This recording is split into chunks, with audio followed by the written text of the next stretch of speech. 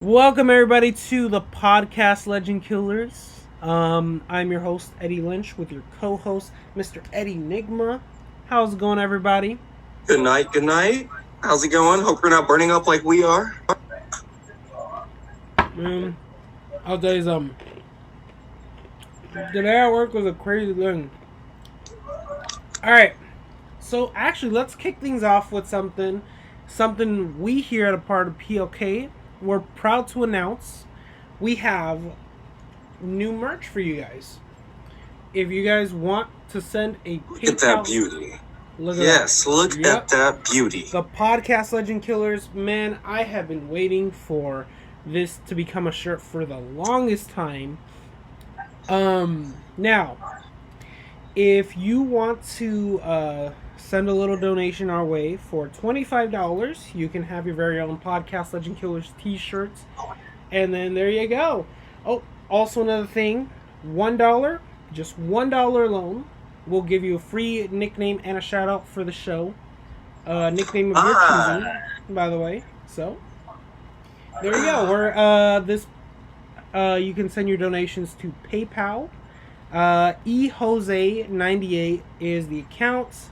So let us know. Now, another thing we're proud to announce, right? This one. So, starting exactly 1 month from now, on September 16th, we'll be opening up our product a little bit more. And instead of just talking about strictly wrestling, we'll be talking about other topics as well. We'll be talking about whatever. We'll be talking about TV shows, music, maybe comic books. I don't know too much about comic books myself, but oh yes, comic books. But Mr. Eddie, yep, Mr. Eddie's a comic book guy. And so yeah. Now, so God, with all that being said, do check out. Please support us. Help us become more and more involved with us. Help this show out. Help this show grow. We love you guys. We enjoy the work that we do for you guys. And we just want to give back to you guys by making some more product for you guys. Yes. And actually, it's not even just the finances of it that you'd be helping us out. It's just word of mouth. You know what I mean? We're doing this for fun, y'all. But, any support will help. Yeah, you wear this shirt, man. If I catch just one person, my dream is just to find one person with this shirt. And I'm set for life. And that one person not being a friend or family, just someone out there random. That'd be great. We'd appreciate it. So, all right. Much appreciated. Alrighty. With that being said, let's get this show on the road. All right. So, we have a brand new draft.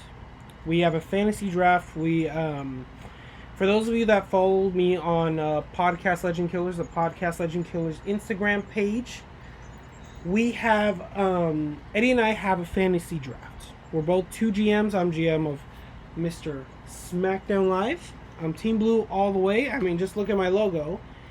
Eddie Nigma is Team Raw. Alright. So, we both drafted our own combined rosters, and we had a podcast dedicated to our draft, and then of course we lost audio, and so we couldn't upload it. I'm sorry, but I mean, you can see our faces, but you can't really hear us, so I'm sorry about that. Now, we'll briefly go. We'll take just like a typical draft. That's our standard thing.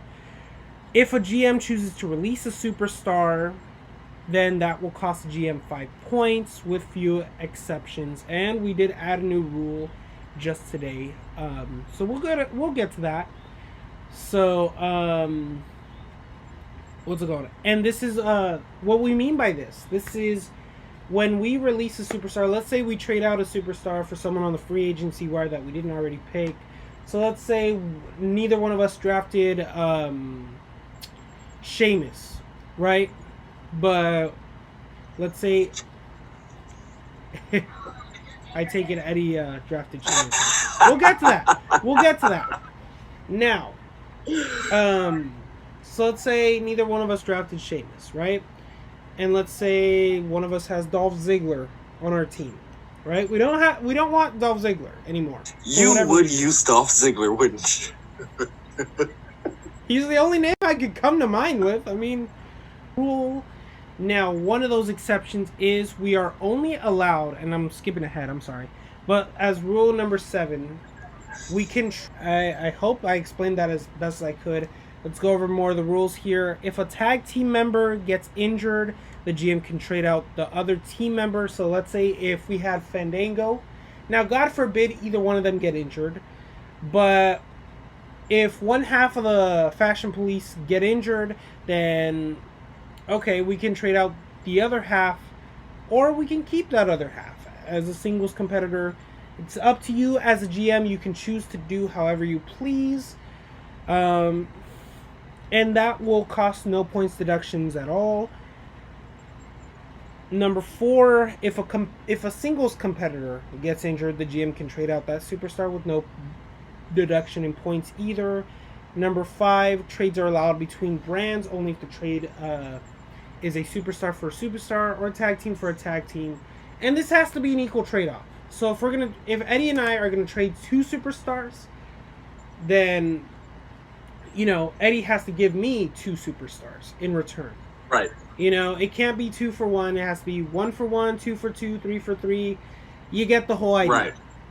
Cool. So, all right.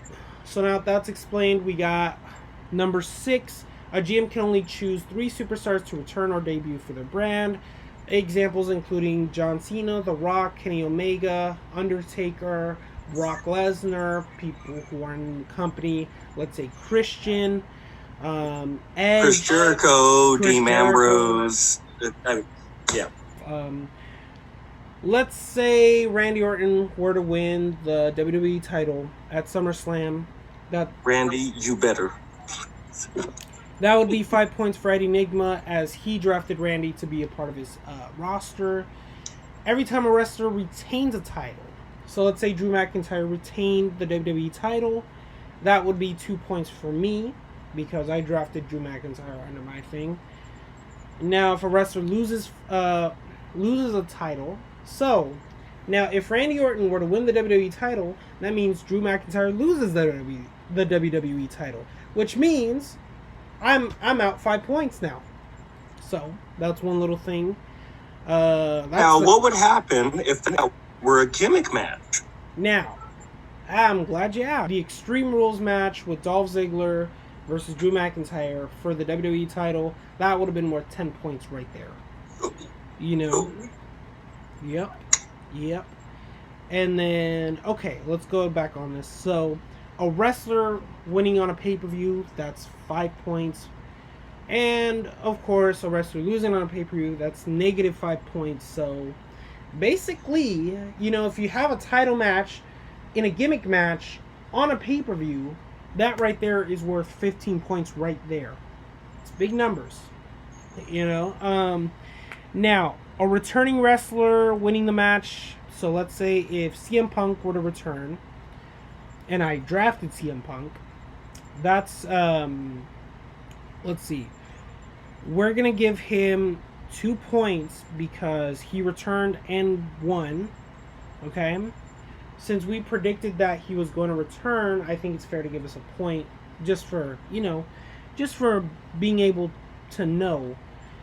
And if he loses, his first match back, then that's negative 2 points. Because we predicted that he was... So you kind of break even then, right? You get the 2 points for the return, but then the 2 points for the loss. Yep. Unless it happens to be a gimmick match, at least you walk away with 3 if they win. Yeah. Now that's a kicker, because if they lose a gimmick match, what is that? You're out 7 points right there. You know what I mean? And so it's a call. And so this thing is going to be a little bit of a kicker, especially sorting out the points and stuff. But we'll do it because we love you guys. And so those are pretty much all the rules that we have set out for you guys. Am I missing another rule? Or is that it? I think you hit them all. Okay, cool. Yeah. Alright. What's it called? Eddie's gonna waste his his trade outs right now. Alrighty. By the way, folks, you're gonna see this a lot. Yeah. I'm the good Eddie. That's the bad one. Damn right. Now, let's AJ Styles, Roman Reigns, Andrade and Angel Garza, Charlotte Flair, Karrion Kross, Johnny Gargano, Kevin Owens, Bayley and Banks, Riot Squad, Matt Riddle, Finn Balor, Naomi, Retribution, Sonya Deville, Dolph Ziggler, Braun Strowman, Sheamus, Lacey Evans, Aleister Black, Drake and Gibson. I believe that's NXT's. What is it? James Drake and Zach Gibson. Yeah. Sorry about that. Now this is another benefit of this draft is that we're both gonna we're gonna watch NXT. Rude. I'm sorry. It's okay. They're going tonight. We're gonna learn a lot more names now. All right, so Becky Lynch, Jeff Hardy, Shayna Baszler, Mustafa Ali, The Miz, Undisputed Era, and Chelsea Green. Oh, this was another rule I forgot to mention is that we can pick either when it comes to superstars, we can pick either the whole tag team or just one half of the tag team. And here you're gonna learn that in this universe, Eddie picked. I picked Adam Cole, and Eddie picked the rest of Undisputed Era. So I'm kind of kicking myself for that decision, but it's okay. It's okay. I still got the better roster altogether. So anyway, now for SmackDown GM Eddie Lynch. All right, as my first SmackDown pick, I picked Bray Wyatt. The rest of the lineup includes Samoa Joe, Nikki Cross, Drew McIntyre, Shinsuke Nakamura, and Cesaro as a tag team.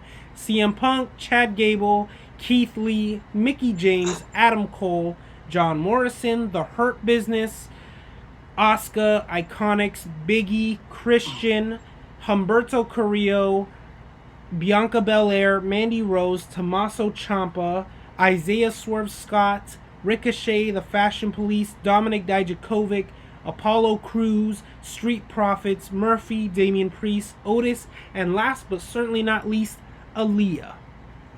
And so, boom. That's our lineup. So, and might I also add, our 3 return picks from the Raw roster would be Roman Reigns, Charlotte Flair, and Becky Lynch. And for the whackhead, Samoa Joe, CM Punk, and Christian. Okay, fair. Okay. Alright. It's okay. I still got the better brand. Boom, look at this. Look at that. You're mad because you can't have it. I swear to God, I'm going to spray paint that red next time I see you. Yes. Yeah. Our first show, we got our first points based off of this. Yeah. So. And boy, was it a show. For you. I mean, I won this week. Yes, you did. And boom! So, folks, Ed is up 3-1. Thanks to SmackDown. Yeah. All right, so let's go into the opener. We had a battle royal. No, the opener was the first Big E versus John Morrison match. Oh, yeah. Okay. It got interrupted by Retribution. God bless them. But yeah, there was no points coming out of that. Aside from that, so I congratulate you on that pick. I see big things happening. Yeah. Yeah. Honestly, I was disappointed when I saw that. And the only reason why is because I knew I wasn't going to be able to watch the rest of SmackDown because it was my dad's birthday. So, you know what I mean? I'm not mad about that, but, you know, we had to go celebrate the cake. This whole Retribution thing, I'm just trying to understand, like, Okay, now we have like 10 goddamn people in there. And so I don't know. So does that mean like they're all like honorary members or what? Like, honestly, I have no clue, and I've seen two different women in these segments that we've had with Retribution. One of them having purple hair tips. So I know the big rumor online that Carmella is one of the women. Who the other one could be, I have no clue. So I really hope I paid off when it's finally revealed who Retribution is. I just hope they don't drag it out. I think we'll probably know by SummerSlam at the very least, or the Raw or SmackDown after. gotcha. Fingers are crossed. I mean, that's money in the bank for me, or a lot of money lost. So. Yeah. Shoot. I don't know, honestly. I think personally, like, people, like, okay, Humberto would make sense, but then, well, then I saw him wrestling on Monday Night Raw the same day that they kind of debuted, so now I'm starting to not think it's him anymore.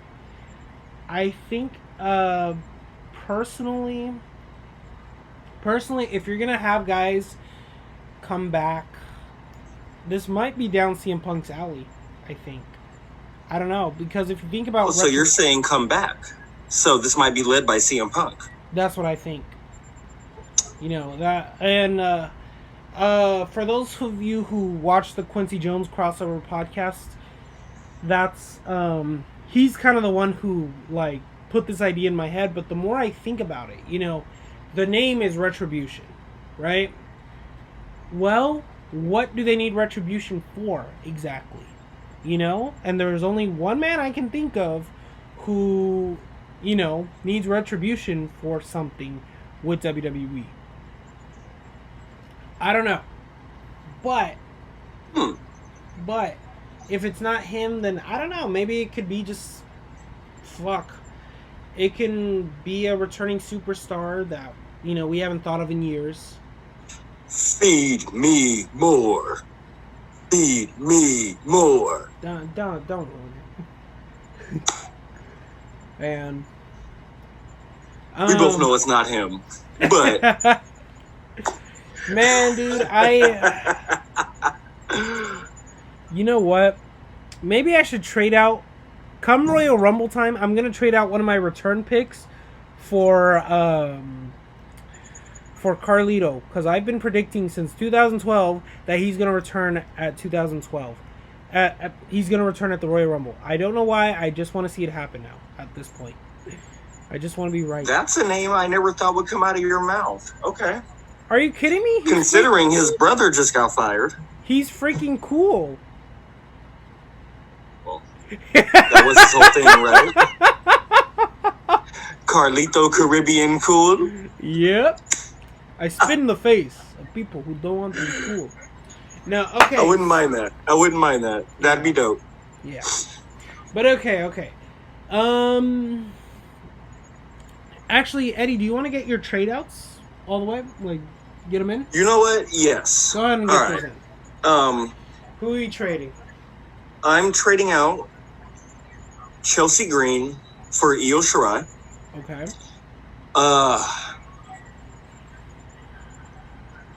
I'm gonna trade out Jeff Hardy, and this hurts me. I'm gonna trade out Jeff Hardy.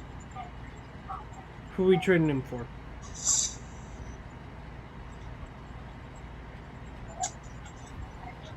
Get the list here. Let's hear this. I'm gonna trade out Jeff Hardy for. It has to be a single superstar, right? Single superstar or tag team? Imperium. But no return. I'm trading out Jeff for Imperium on NXT. Okay. Yes. And those are my only two free trade outs. I still have one left. Mm-hmm. So yeah. Alright, cool.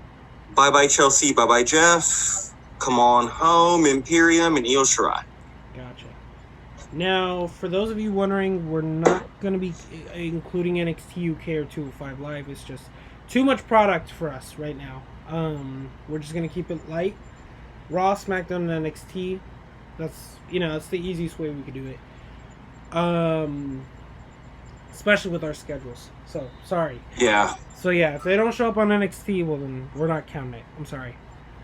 Okay. So, alright, cool. I have no trade outs as of right now, so. You should, but okay. Okay. Okay, so, yeah, honestly, I don't know who this Retribution is going to be. I don't know who's going to be led by. Carmella would be an interesting name, seeing as we haven't seen her on TV for a little bit. That's just a rumor. Yeah. Yeah, just a rumor, but a big rumor I've been seeing online right now, so. Yeah, it'd still be an interesting name, I guess. Alright. I'm surprised neither one of us picked her, actually. I'm surprised you didn't. Since you were dick riding Carmella so hard, 2-3 years ago?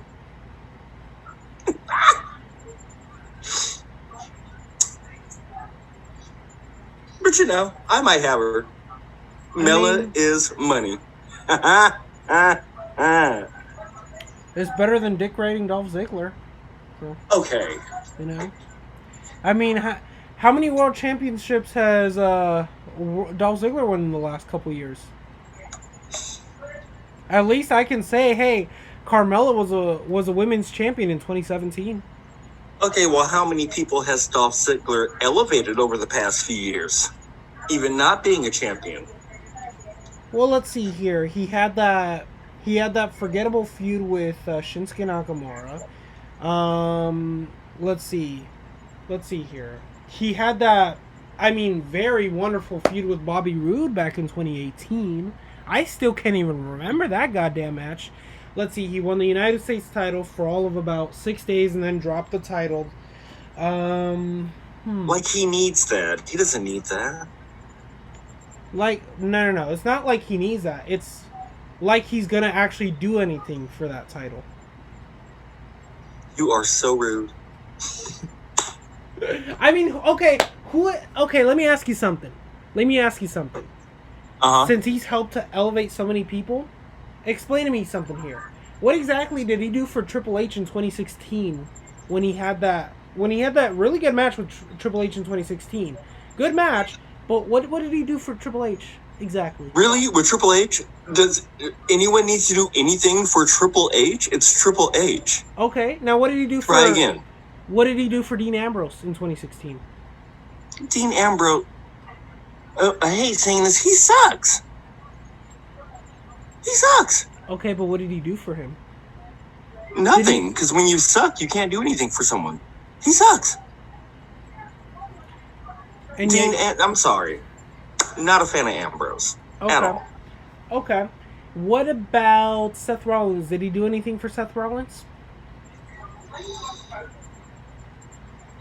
No. No, he didn't. Okay, what did he do? That's one. That's one for you. One. What about Bobby Roode? You remember? Might as well be with Dean Ambrose. I'm sorry, but if you say that Dolph Ziggler sucks, if you say that Bobby Roode sucks, but yet you want Dolph Ziggler as your next world champion, you're crazy. Oh, you're saying Bobby Roode is good? He's boring. I'm sorry, but at least Dolph has personality. He has appearance. Personality? Okay. No, okay. Personality. Roode, okay. Oh yeah. Let me cosplay as Shawn Michaels. That's personality. Cosplaying Shawn Michaels is personality. That's all it takes. Listen, I have plenty of NXT Takeover matches and NXT promos to beg to differ. Trust me, at least Bobby Roode is his own goddamn person. And actually, at least 99% of the WWE roster is their own goddamn person. Which is boring and was relegated to being a tag team with Shorty G, your pick. Come on. Wait, who was relegated? And I have nothing against Shorty G. Okay, and guess what? Guess what? That He's was boring. actually really He's interesting. boring. He's boring. He's boring. The whole Glorious? No. When he was on Impact, slightly better. You didn't watch him on NXT then. Forgettable. You didn't watch him on NXT. I'm sorry, but if you saw the way he heckled Roderick Strong and his wife, the NXT I grew up on is a lot different from the NXT that's going on today. I mean, back in my day, the NXT was just a game show. Okay, Naomi was on season 3 of it. Didn't win it. Okay. But it was a game show. Okay. Back in your day, Bobby Roode wasn't on NXT at that time. Which, by the way, you guys, I'm not that old. I'm only like 24. Yeah. 24? But sure, and I'm 16 years old again.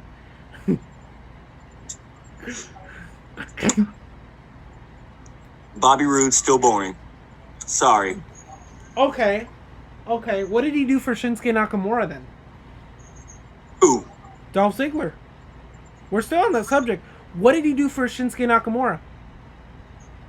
If anything, he de-elevated Shinsuke Nakamura. He killed his momentum. I don't even know who Shinsuke Nakamura is anymore. I mean... I rest my case. Now. And that's not Dolph Ziggler's fault. That was his first feud coming up to the main roster. Yeah, Shinsuke and Dolph. Yeah. Dolph carried that. Anybody who works with Dolph Ziggler loses momentum. That's because, I'm sorry, but who can honestly sit there and watch a Dolph Ziggler feud knowing that he's gonna, oh my god, I'm biting my nails. Dolph Ziggler might win. Wait a minute. No, he's not. That last pay-per-view was Dolph and Drew McIntyre, right? Yeah. The reason why that match was good was Dolph Ziggler. No, it wasn't. Yes. No, it wasn't. Yes, it was. No, it wasn't. Yes, it was. No, it wasn't. Yes, it was. No, it wasn't. Yes, it was. It takes two to tango. The feud between Dolph and The Miz, Dolph. Dolph elevates people. Now, okay, I'll give you a couple of people he did not elevate, but that's not on him. What? I swear to God, you're like... Shinsuke was overhyped to begin with. If anybody elevated Shinsuke, it was Sami Zayn. Yeah. With their max on NXT. Yeah. But, that's not... No. I'm sorry, but if you cannot deliver to a good expectation, like if you can't deliver to like the same way that your quote unquote so Bobby Roode delivered in the WWE. What did he do? Who did he elevate? What did he do for himself? Hideo Itami. That's one easy answer right there. Look at their match at NXT TakeOver. Shit, that was a damn good match.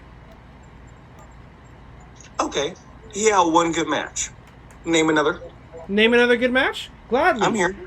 His two matches with Shinsuke Nakamura. No. Yes. No, yes. No. Yes. No. Yes. No. Yes. No. Yes. Okay. We're gonna be here all goddamn day. Yes, we are. No. Yes. If you're telling me now, and his match with Roderick Strong as well. Yeah, thanks to Roddy. What? Okay. I don't know. Thanks to Roddy.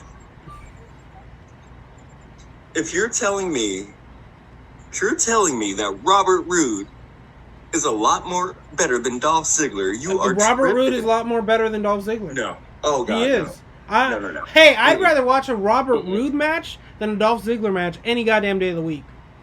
I'd rather watch a Bastion Booger match over a Robert Roode match any day of the week. Yeah?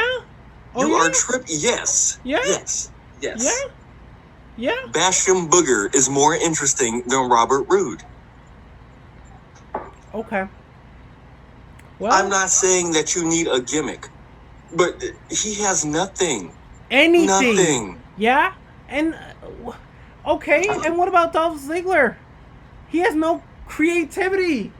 You want a Shawn Michaels wannabe when I can go to the WWE Network and watch the original for $9.99. You know what? I will take a Shawn Michaels wannabe over a boring Bobby Robert, whatever Rude, any day. Yes. Yes. Yes. Yes.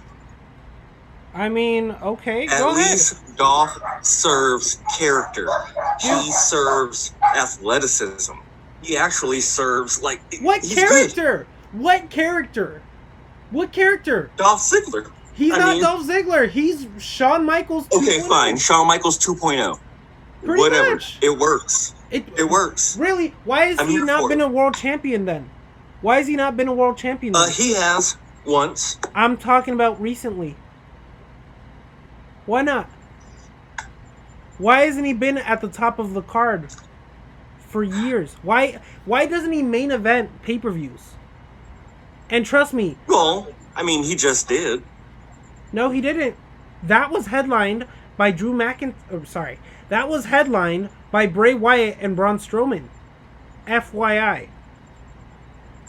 But the match of the night would go to him and Drew because of Dolph. Now, Drew, too. I'm not going to take any away from Drew McIntyre. He is a great competitor. And I am a fan. Dolph is better. He couldn't even sell a main event with Kofi Kingston. Oh, don't go trust there. Me. Oh, no. Trust me. Kofi the Kingston U.S. title matches and the IC title matches they had are better than so many more heavyweight title matches. He had a lot more momentum than Drew McIntyre has right now.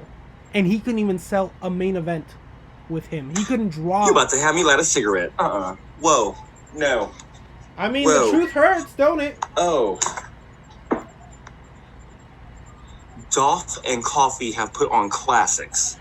Okay, but Dolph is not... Now, just because the heavyweight championship wasn't on the line, those matches were better than a lot of heavyweight title matches. That you have to agree on. I mean... Especially with some of the people that have been in the heavyweight title picture and have been heavyweight champions. Well, I mean... Are you going to say Jinder Mahal had a better match than Dolph Ziggler and Kofi Kingston did? I was not finished talking. When you have... And thank you for bringing him up, by the way. Well, when you have when you have Jinder Mahal as one of your world champions, when you've had people who basically half-ass matches, like Randy Orton, who have had really stinker of matches... I'm sorry, that's not saying much. It's not saying much. That I cannot, I can't disagree with you on that. When it comes to Orton, I can't. I think right now with Orton, it's his name, to be honest with you. He can have great matches depending on who he's working with, but he can have stinker matches depending on who he's working with. And trust me, when he's been world champion, he's had some real stinkers. So it's, no, it's not saying much. Yeah, and when you have had Great Khali as your world champion at one point as well, also not saying much. I forgot about that. Trust me, I'll take an Undertaker match, a Shawn Michaels match, a Rock match, John Cena. The list goes on. I'll take one of their matches over a Dolph Ziggler match any day of the week. Any day of the week. Did you just say, right now, you would take a Great Khali match? No, I didn't say Great Khali. Oh, I said Undertaker, John Cena, Shawn Michaels, The Rock, over Dolph Ziggler any day of the week. I don't 100% agree with you on that. I can see where you're coming from, but no. Okay. Let me keep it real. Undertaker, Stone Cold, The Rock. Not the best wrestlers, but they connected with the fans. They were good on the mic. Yep. They killed it. Yep. That's it. And you know what if they all had in common? If it comes down to a good, solid wrestling match, you're talking about... They all had characters. Oh, and Bobby Roode does? Yeah. Watch his stuff on NXT. NXT. That was all that glorious mess. No. Okay. Well, there's a reason he was so over. Obviously. There's a reason people were talking about him so much. And for how long? he came to the main roster and was forgotten about, was put in a tag team with Shorty G, was given a sad run with the tag team championships, and has done nothing else since. Well, as you would say, it's not his fault.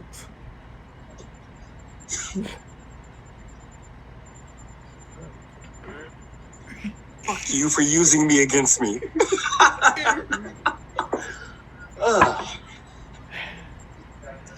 But Dolph Ziggler has a lot more athleticism than The Rock, than Stone Cold, than The Undertaker, than Kane. Does he have more charisma? Maybe not, but he's damn near close up there. No, he doesn't. But if it comes to in-ring work, not even close. Great matches, and athleticism, I give it to Dolph. Not even close when it comes to charisma. Dude, let me tell you something. I used to think the Ultimate Warrior was the greatest wrestler alive, for Christ's sakes. And then I got older, and I was like, this guy's actually terrible. Okay, I'm All talking he about has is charisma character. here. We're not talking about athleticism. We're talking about charisma right now. I can yell on a mic all goddamn day long. Doesn't mean I'm cutting a great promo. That's all Dolph Ziggler relies on. He relies on yelling into a mic to cut a great promo. And that's it. Outside of that, there is nothing special about him. There is nothing great about his promos. Tell me. Can we call Jamal? Can we call Jamal right now? Go ahead. I bet you he would disagree. Ooh.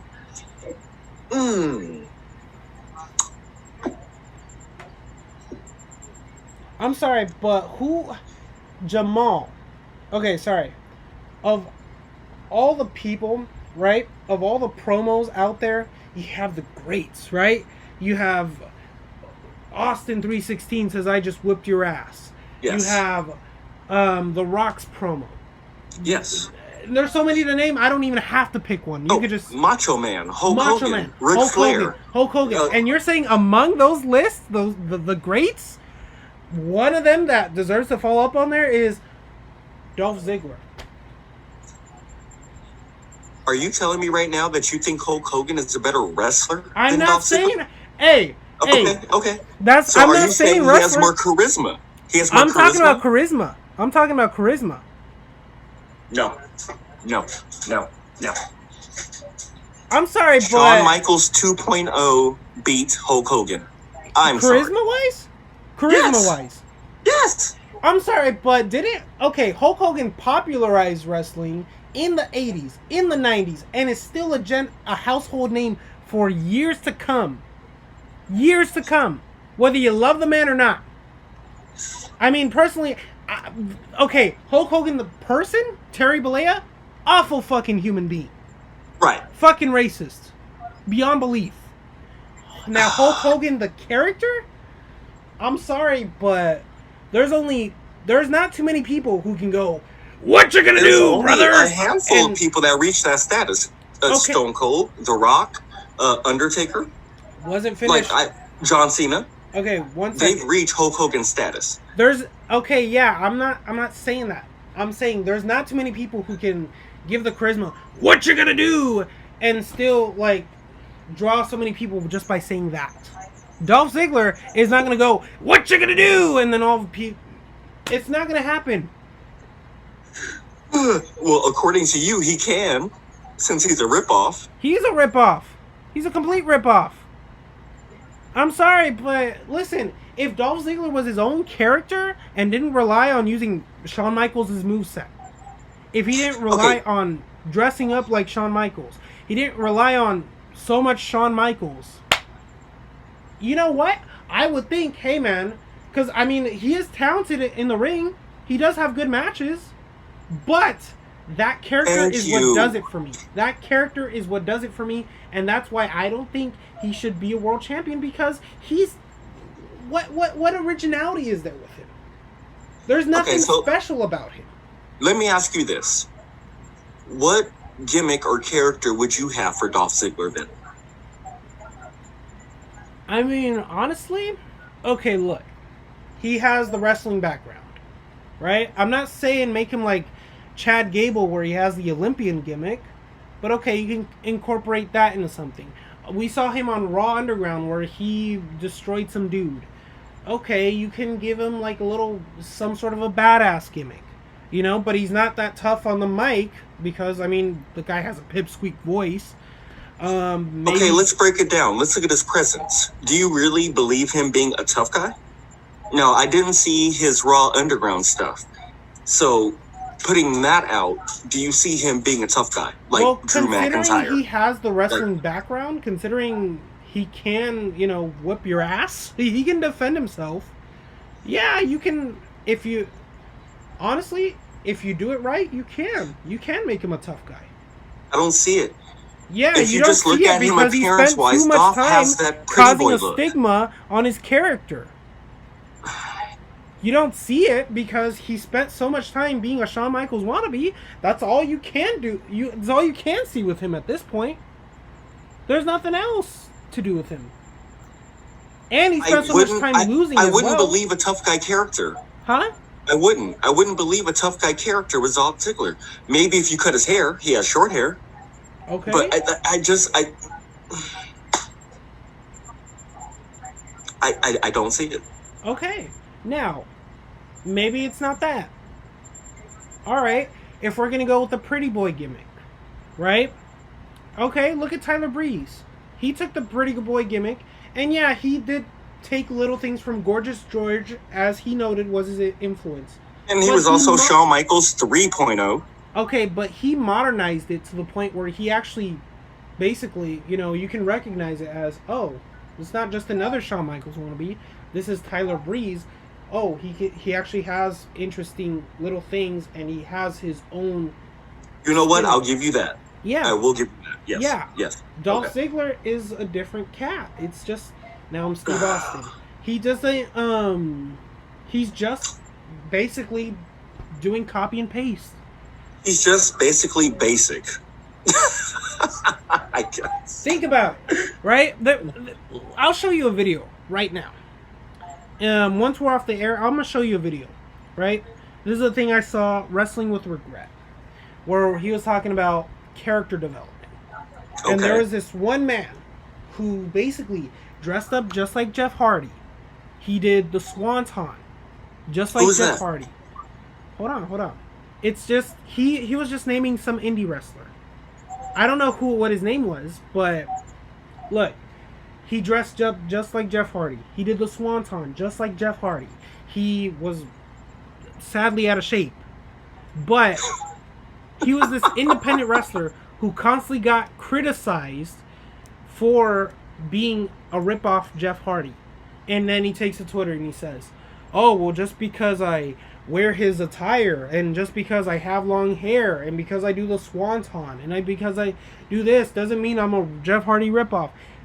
That's excuses. He was a Jeff Hardy ripoff. Okay. And people, nobody's gonna remember him as, So, okay, let's talk about the things that Dolph has ripped off of Shawn Michaels: the super kick and the attire. And the appearance. Yeah. That's literally all you need. Okay, so then how many people use the super kick? How many people now use the spear? Okay. How many people now have long hair and flashy clothes? Okay. Here's the difference. He does the So is Bobby music. Lashley Edge 2.0 for doing the spear? Is Roman Reigns Edge 2.0 for doing the spear? No, because at least when we talk about the spear, characters. Who's the first wrestler you think of? Edge. He's the one that made the spear popular. Okay, but wait. Did you just say Edge is the person who made the spear popular? Yes. Really? If you say Goldberg. Well, yes. Who used it first? Who did it better? Goldberg. I'm sorry, but listen. There are so many people who will praise the Goldberg spear, right? And they'll tell you that shit hurts. Edge, you look online, people are gonna say, "Oh, that looked like a running hug." So many people say that. So I mean, I'm just saying. And if I'm being quite honest, if I'm being completely honest, An Edge spear is gonna hurt a hell of a lot less than a Goldberg spear. Dude, look who's bigger. Look who's more jacked. Look who has more muscle. The one thing I'll bow down to you, you have valid points on Dolph Ziggler. But if you're saying Goldberg has a better spear than Edge, you are tripping. Sorry. No. No. Has Edge made No. Has Edge made people like, I don't know. Has he even so much as made people whiplash back the way that? Yes. Really? Really? Because all did you watch the entire Attitude Era at all? Edge and Christian versus the Hardys? The way he would make Jeff and Matt Hardy's neck snap back? Like, no. He was spearing them off of ladders. Yeah, off of ladders. That's no. I'm sure if Goldberg did a spear off of a ladder, that would look impressive too. He couldn't do it because he's lazy and he sucks. I mean, that's wow. He couldn't do it because he's lazy and he sucks. That's yes. Listen, dude. And unless they paid him $20,000 more, he wouldn't even consider doing something like that. Sorry, Edge is the king of the spear. That is his move. No. When I hear the word spear, the first wrestler that comes to my mind is Edge. No, the king of the spear. The king of the spear. Oh. No, I'm sorry, but dude. I'm sorry, but look at the impact. Like, look at the impact that you see with the spears, right? I'll watch a Roman Reigns spear. That shit looks like it hurts. I'll watch a Bobby Lashley spear. That shit looks like it hurts. Goldberg spear looks like it hurts. Edge spear does not look like it hurts. A Christian spear does not look like it hurts. And and I'm a Christian fan right there. And I'll admit that. Doesn't look like it hurts. No. Yeah, no. I think Bobby Lashley had a match with Roman Reigns at Extreme Rules, I think a year or two ago. The spear he won with looked whack. I can't tell you how many spears Roman Reigns has delivered looked whack. And I can't tell you how many spears that Edge has delivered that looks pretty bad. Oh. Oof. Watch him giving a spear to Alberto Del Rio. Doesn't look in the least impressive. Okay. Goldberg maybe had 5 impressive looking spears in his entire career. More than 5? 5. Okay, fine. Including his reign in WCW. So most of them coming from there. But he's not the king of the spear. That goes to Edge. When I hear spear, I think of Edge. Okay, look. We're trailing off here. We're trailing off. Damn, and we started on match number 1. I know. All right, I want to finish one thing before we get to this. All right, so look, what I mean when I say that Dolph Ziggler is a Shawn Michaels ripoff because he does all that bullshit, it's because look, dude. If you're going to come out and take a few things, go ahead. It's fine, whatever. But I'm not going to sit there and call Bobby Lashley a Edge ripoff because he does a spear, because the two are totally different characters. No, he's not. They are. But Edge's spear is better. That's what I'm saying. I'm not saying Lashley is an Edge ripoff. Okay, but let's stay on topic. But topic. Who does the spear better is Edge. Okay, that's his move. Okay, Eddie, let's stay on topic here. We're not talking about who does the better spear. I'm explaining to you the difference, and because you asked me a question, and I'm explaining to you the difference in my logic here. The difference is Dolph Ziggler, he does the sweet chin music, and he literally does the setup. He does the tuning up the band.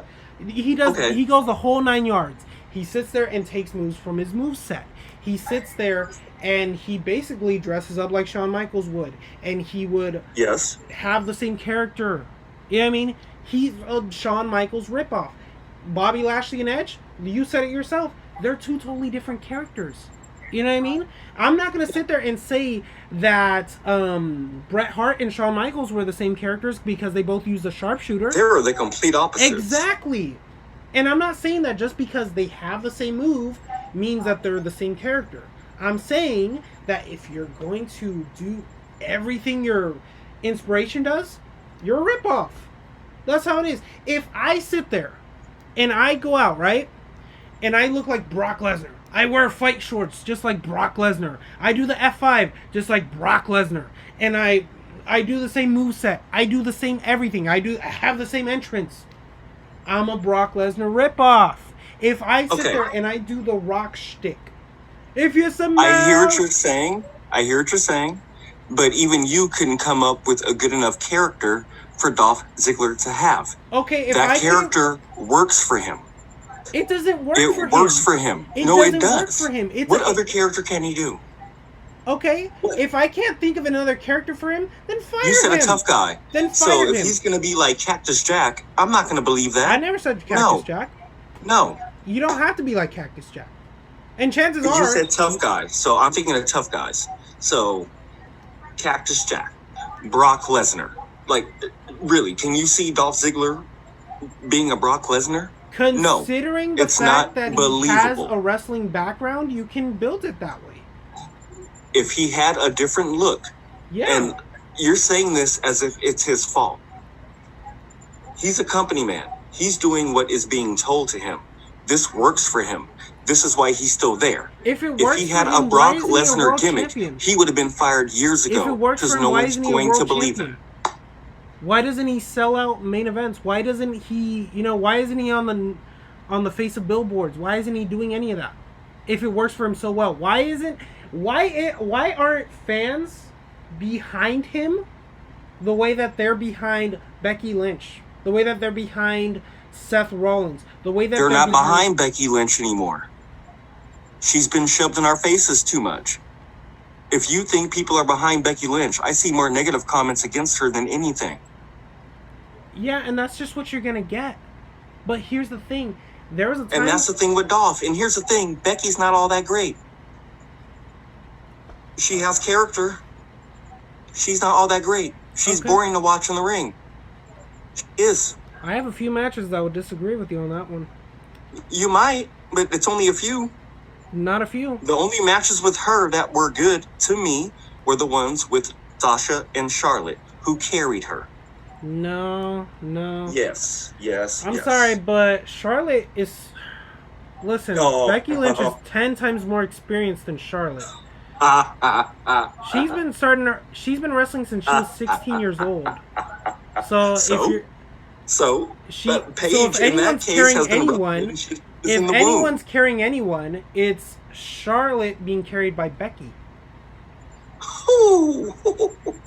And trust me, if you really want to believe me, if you really don't believe me, tell me something. Who's the better athlete? Who's the better in-ring performer? Charlotte or Naomi? Charlotte. Really? Yes. Okay. Listen. And I'm not saying that because she's a Flair. I followed her entire career. Listen, Charlotte is good at what she does. I'm not discrediting her. I'm not going to take anything away from Naomi. She's very athletic, but no, Charlotte is the best woman in that division. Charlotte's great, but she's not as experienced as the rest of the roster.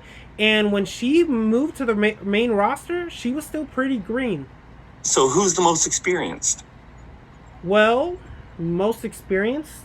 Let's see. There's a couple of people, actually. That doesn't make you the best. Okay. If that's the case, we can throw Natalia's name out there. Well, she is one of the best. I think she's had more experience in the business than any other woman there. She is one of the best. It doesn't make her the best. You're basically proving my point. She is one of the best.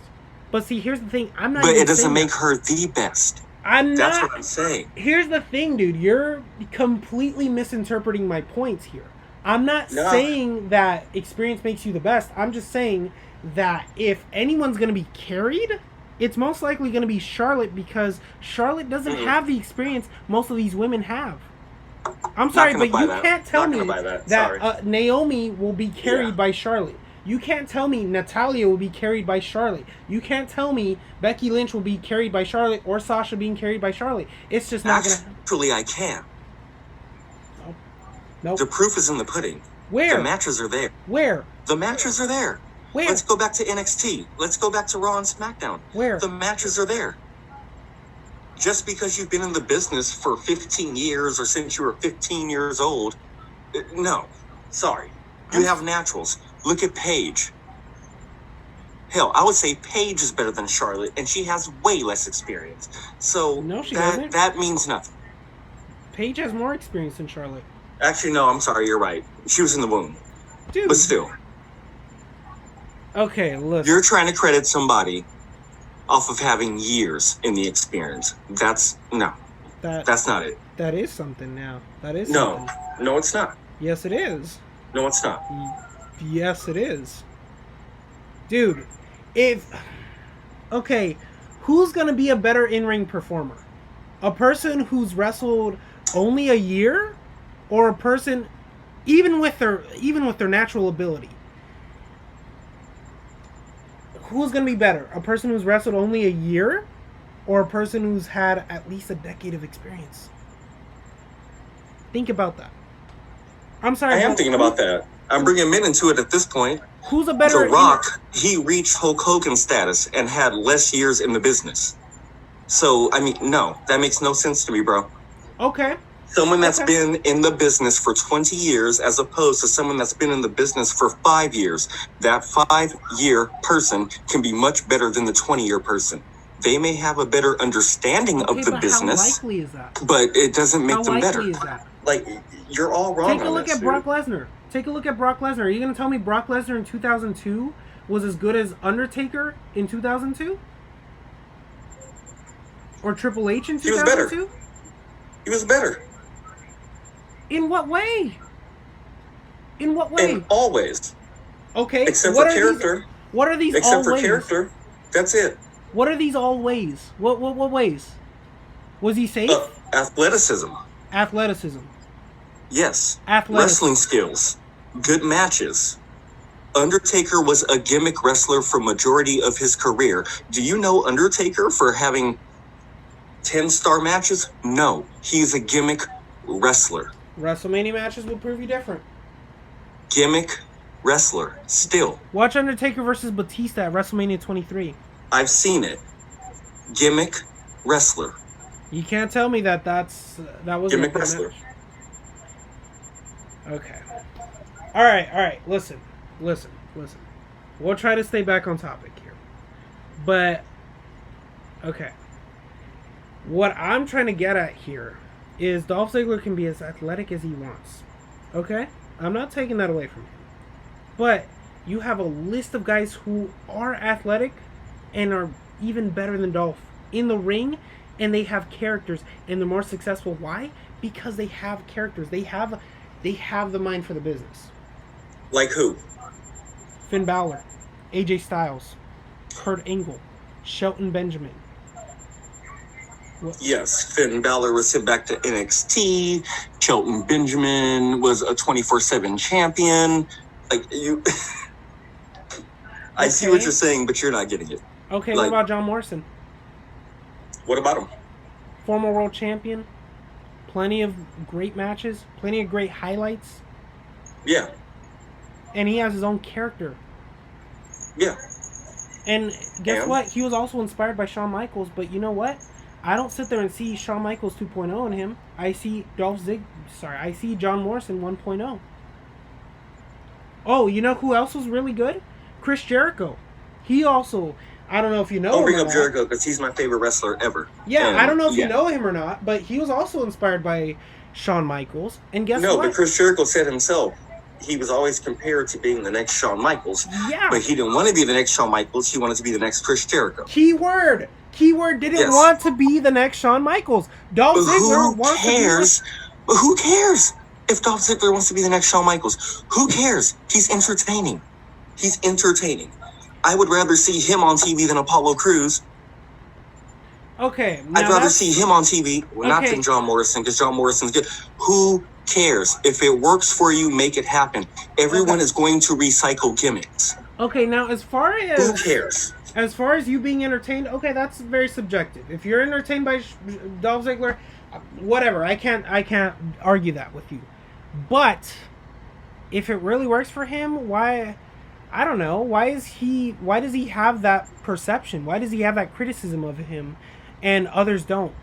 You know what I mean? Yeah, characters are going to be recycled, but I mean, it's one thing to recycle a character, it's another to be a complete ripoff. You get what I'm saying? I'm sorry, but I've gotten what you're saying. I'm just saying it works for him. If it works for him, then why can't he break that stigma? Why even care? It works for him. Because I don't want to see this. Just like I said, I enjoy watching Dolph Ziggler. You don't. So that's just what it comes down to. Yeah. It works for him. That's fair. I don't mind seeing Shawn Michaels 2.0. I don't.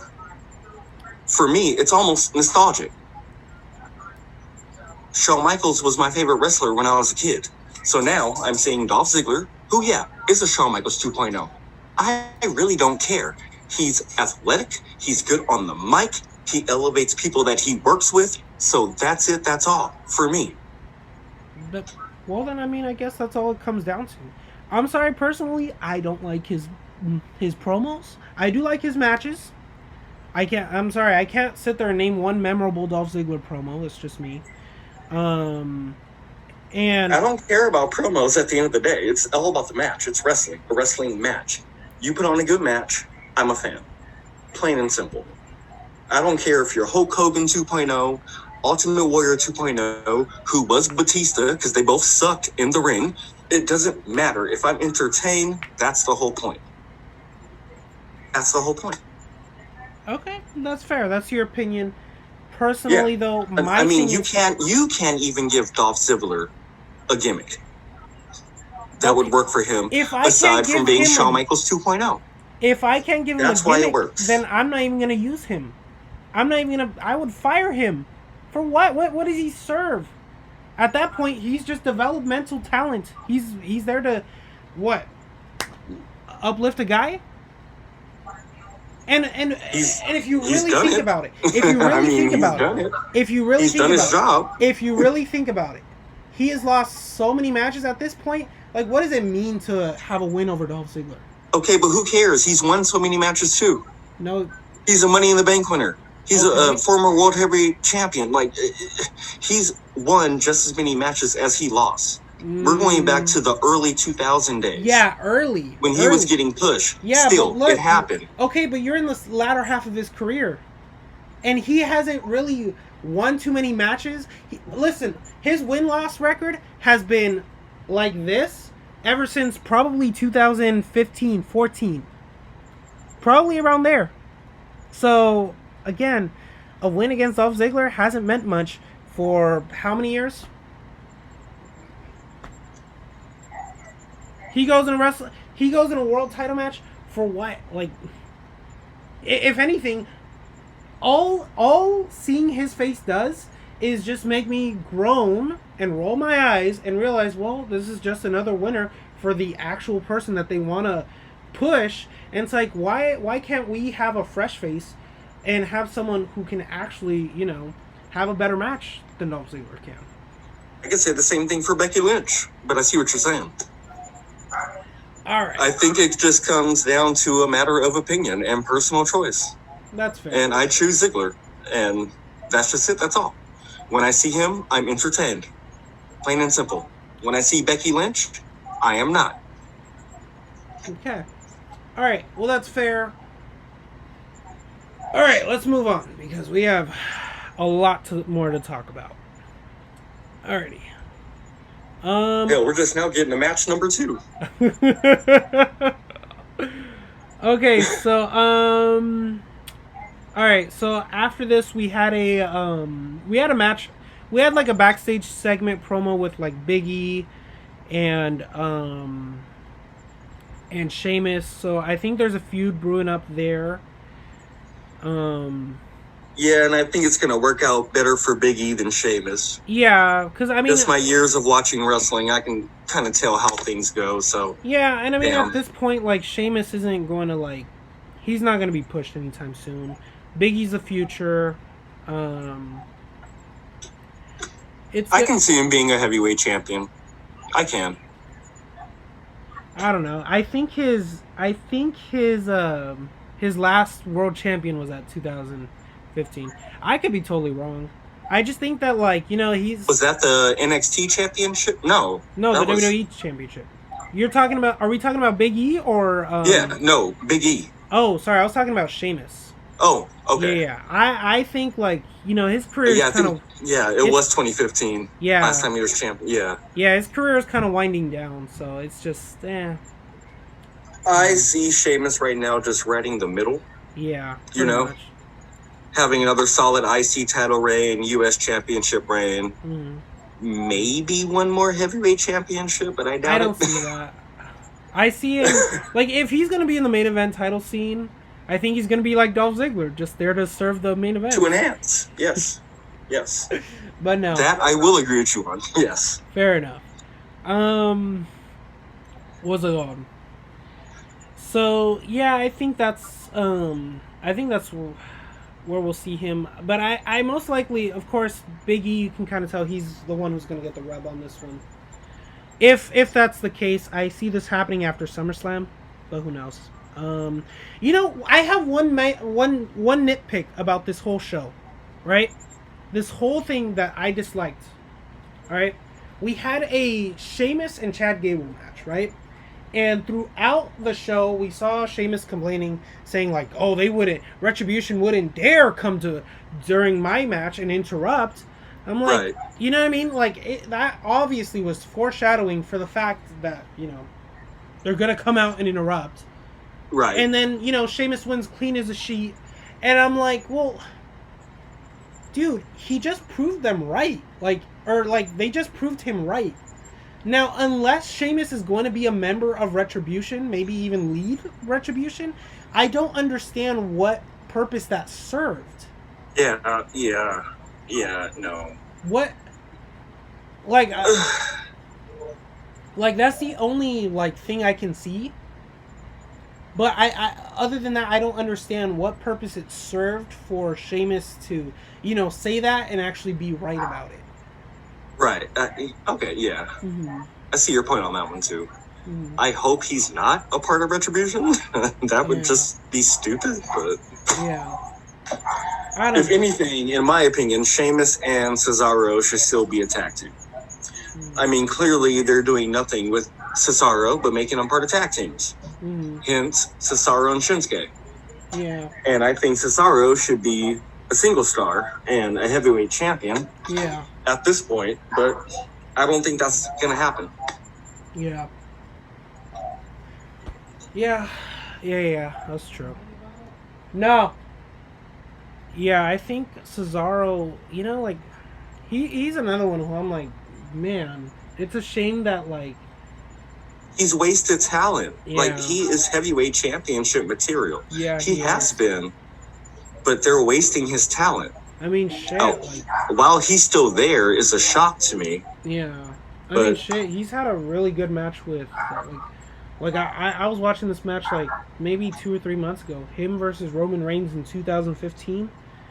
That was a damn good one. They had this classic on Monday Night Raw. Yeah. You know what I mean? And, I'm not a Roman Reigns hater. I'm not a detractor of his. Personally, I'm indifferent to the guy. But the reason why is because I can't find too many Roman Reigns matches where I'm like, oh my god, this match is absolutely where I'm blown away. Exactly. Or where I'm blown away on the other opposite end. He's just always been there. And if you can get me to watch a Roman Reigns match, and even though I know the outcome already, I think with Roman, it's who he's working with. Mm-hmm. They carry him. They make him look better. Mm-hmm. Because there's some good matches he's had, like Seth Rollins, Dean Ambrose, but I think those are the ones that carried him. Mm-hmm. Roman was just a name. Well, yeah. But I mean, he also does pull his own weight sometimes. Like his match with Cena, I thought that was really good. I didn't see that as carrying, personally. But that's just me.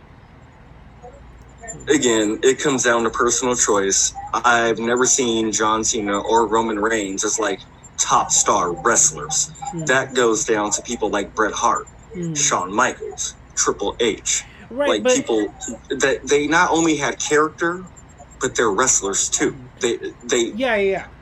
Right. They have did that. You see their what does match JR call it? Catch as catch can matches. Mm-hmm.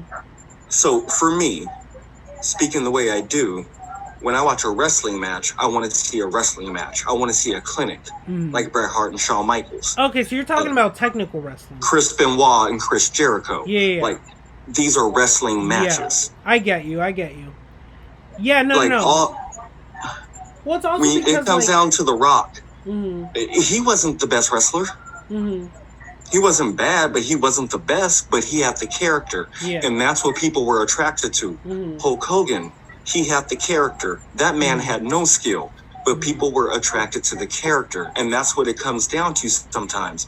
And we have to accept that. Stone Cold, I think he was in the healthy medium. I followed him before he was Stone Cold when he was in WCW as Stunning Steve Austin. That man could wrestle. But when he became Stone Cold, it was more about the character and not the wrestling. Well, that's also because he had the injury, and I think Steve Austin has said himself that, like, you know, his neck injury prevented him from doing a lot of, you know, the technical work that he was doing pre-injury. You know, so that did have a big factor to play in. Now, of course, also it does fit his character more because, like, you know, it doesn't make sense for, you know, a big, beer-swilling tough guy to be doing, like, a whole bunch of wrestling holds. I get what you're saying. Yeah, I think it can still work. It's different, but it can still work. Yeah. Because at the end of the day, it's wrestling. And that's what they're doing. Yeah, you have your brawlers, you have your powerhouses. At the end of the day, it's wrestling. Yeah. And to me, that's what true fans come to watch, is wrestling. If I wanted to watch brawlers, I'll just watch UFC. Yeah. Well, again, like, this also, you gotta think about it like this. Like, every pro wrestler, this is the art form about pro wrestling. And this is what D'Lo Brown said when we went to a seminar once. Wrestling is like Baskin Robbins. 32 different flavors, and we all like something different, you know. Yep. And it's kind of it's true because there's a lot of like mix and match going on with wrestling. Yeah, you know, you have your aerialists, you have your technical wrestlers, which is personally my cup of tea. I like technical wrestling more than anything. I'm technical. Bring me Bret Hart, Shawn Michaels, Chris Benoit, Chris Jericho, all that, all day, every day. Yeah. And so, I can sit there and watch an Iron Man match between two good technical wrestlers. Yeah. I know a lot of people were bored with Shawn Michaels and Bret Hart. That's one of my favorite matches of all time. You know, it's funny. I watched, back when we were doing our top 10 lists, I watched that match myself, and I thought, man, that was a damn good one. And I knew it was an hour. I knew what I was in for. I still watched it, enjoyed it all the way through. So, you know, best hour I ever spent. You know what I mean? But that's just my own personal taste, I guess. Yeah. So, like, I'm drawn to the characters, of course, but I'm drawn more to the skill and the actual wrestling. Yeah. Now, personally, for me, it's like, okay, I do like technical, but I personally like the storytelling as well. I like the storytelling aspect. You know, Kenny Omega versus Chris Jericho at Wrestle Kingdom, their very first match ever. Wasn't a technical masterpiece, but they had good storytelling. The way that they put over that damn V trigger, oh my god, I can sit there and watch that again and again and again. And I know that I will still be, you know, just as entertained as I was the first time I watched it. You know? So, like, it's just, it all comes down to, you said, taste. But you also gotta understand that, like, you know, there's multiple styles. And, just because you specialize more in one doesn't make you bad at the other. It just means that, like, yeah, you know what I mean? You're right on that. But that's what if I'm gonna watch a powerhouse match or a brawler match, I can watch UFC or boxing for that. Like, plain and simple. Yeah. Now, when you have the character to go behind it, it makes me want to watch it a little bit more. Yes, exactly. And that's why I like storytelling, because, like, you know, well, and that's why Hulk Hogan made it work. Ultimate Warrior made it work. Batista made it work. Yeah. John Cena made it work. Exactly. You know, they have the character behind it, so that is important. Exactly. And, like, so bringing it back to Dolph Ziggler, the only problem I see you have with him is just character. Yeah. He doesn't make it work for me. And now, well, okay, I have that issue with him, and just the years of booking with him. And I know that's not his fault, but like after so many years of seeing him lose and lose and lose and lose and lose and lose and lose and lose and lose, it's like you're gonna lose interest. As a fan, I'm gonna lose interest. I You're already gonna know lose they're not interest, but at least you're watching a fun match. And for me, at the end of the day, that's the most important thing. Okay, I'm watching this certain wrestler. I know you're gonna lose, but you put on a hell of a match, so I'm entertained. That's my entire point when it comes to. Okay, yeah, I get guess that. then and there. Yeah. It's all about enjoyment. I understand that, but I'll be honest, I don't really enjoy a Dolph Ziggler match. Now, this is just opinion. I don't enjoy a Dolph Ziggler match the same way I enjoy a Finn Balor match. And by the way, Finn Balor is still the most over man, just so you know. Don't think I ignored your little snide remark on Finn Balor. Anyway, what's it called? Even though he went to NXT. But anyway, like, I'll enjoy a Finn Balor match. I can watch that any goddamn day of the week. You know what I mean? Yeah. Finn Balor and Samoa Joe, any goddamn day of the week, I'll watch that. You know, Becky and Charlotte, any goddamn day of the week, I'll watch their matches. You know, personally, I enjoyed Kofi Kingston versus Samoa Joe. I enjoyed Kofi Kingston versus Randy Orton. I did not enjoy Kofi Kingston versus Dolph Ziggler. And they've had multiple matches.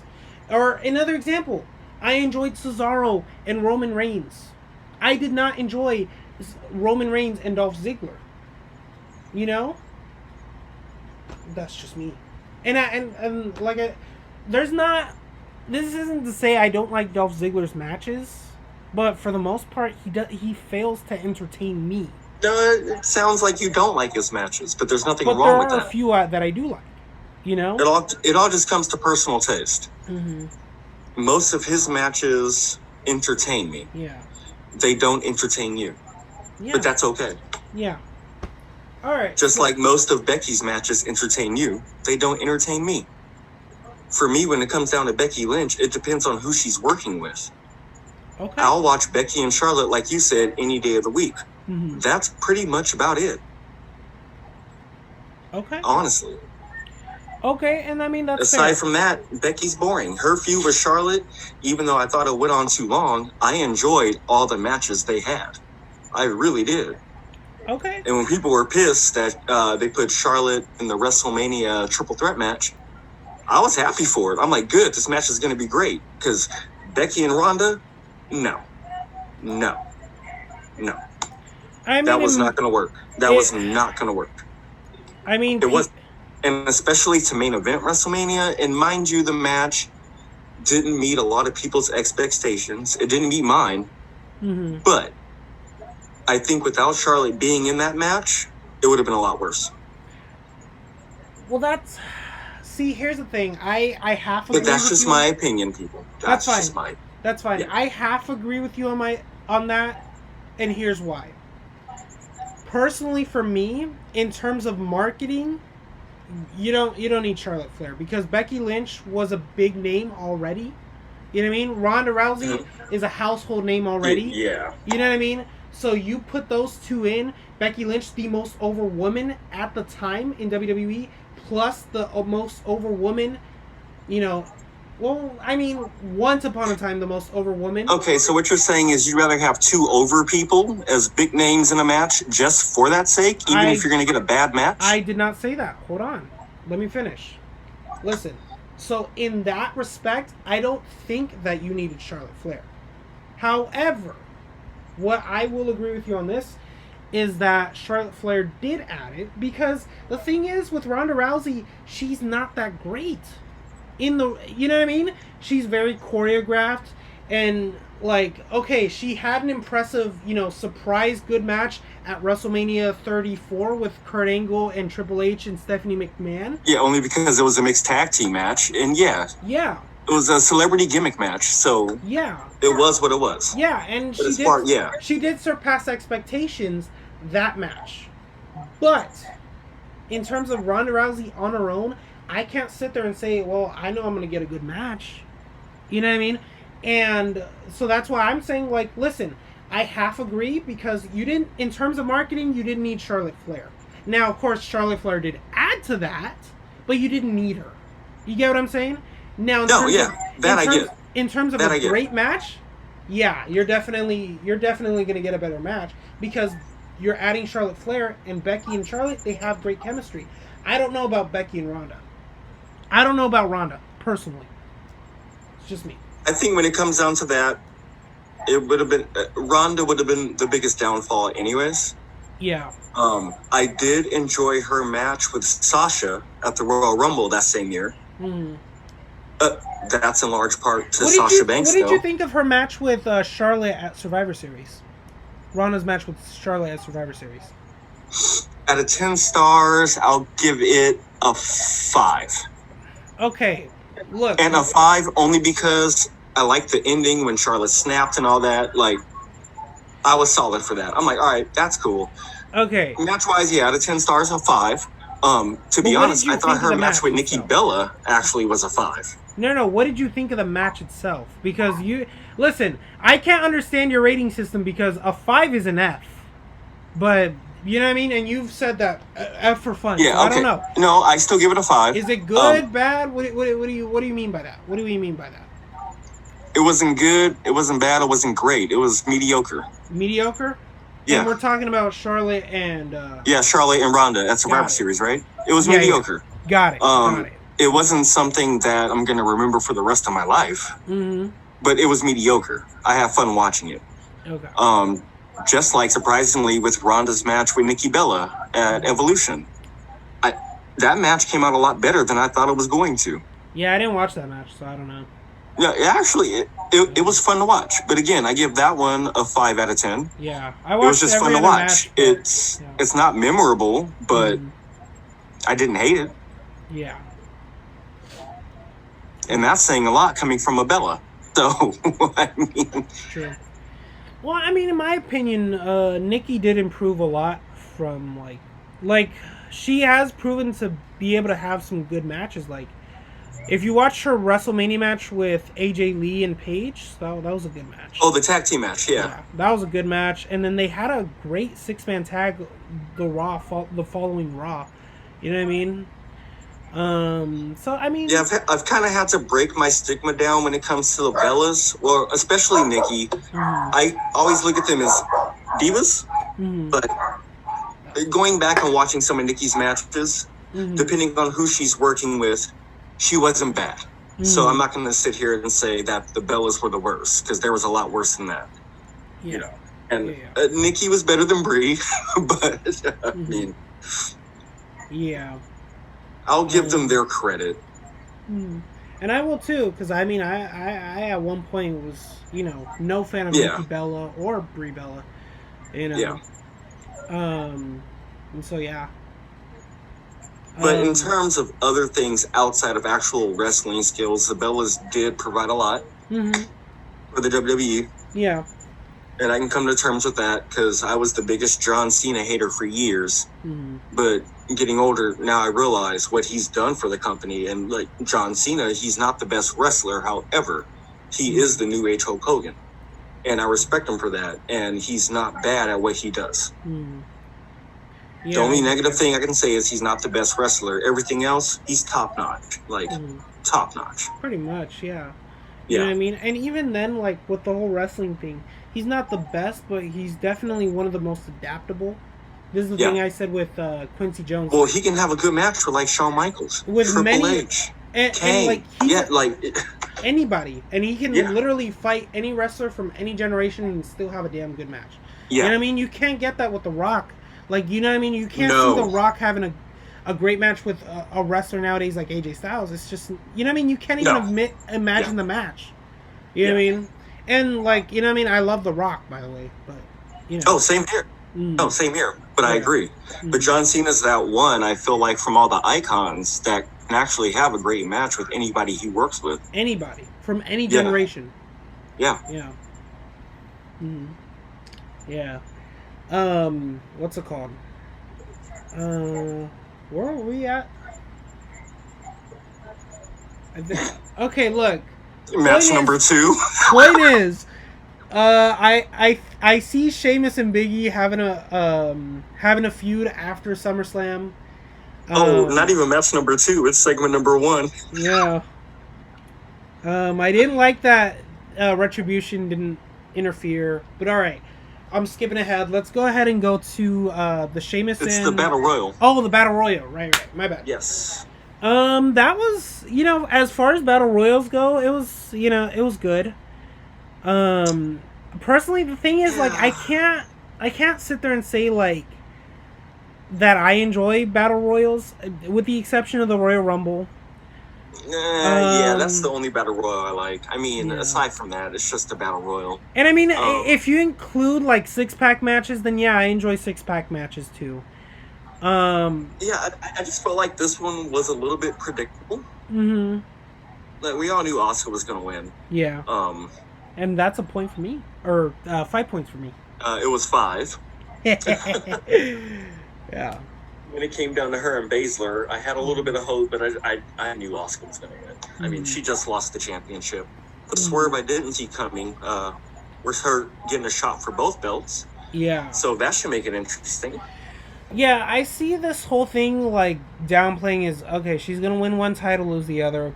I think that's pretty obvious, because I don't see them, like, having her win both. It's just, nah. You know what I mean? This is obviously going to serve to be a catalyst for finally the breakdown between Banks and Bayley. That's what I think is going to happen. Oh, bye-bye SmackDown Women's Championship for Bayley. Yeah. You think she's going to lose the title with Bayley? I think so. Okay. I mean, she did hold it longer, so that makes sense, I guess. I wouldn't hope so, but they've done Sasha bad back in the day. Sasha. With her title reigns, I think she's due a good one at least. So I see Bayley losing her championship for Sasha. This go around. Or at least I hope. Yeah, it makes sense. I think maybe honestly, I don't know.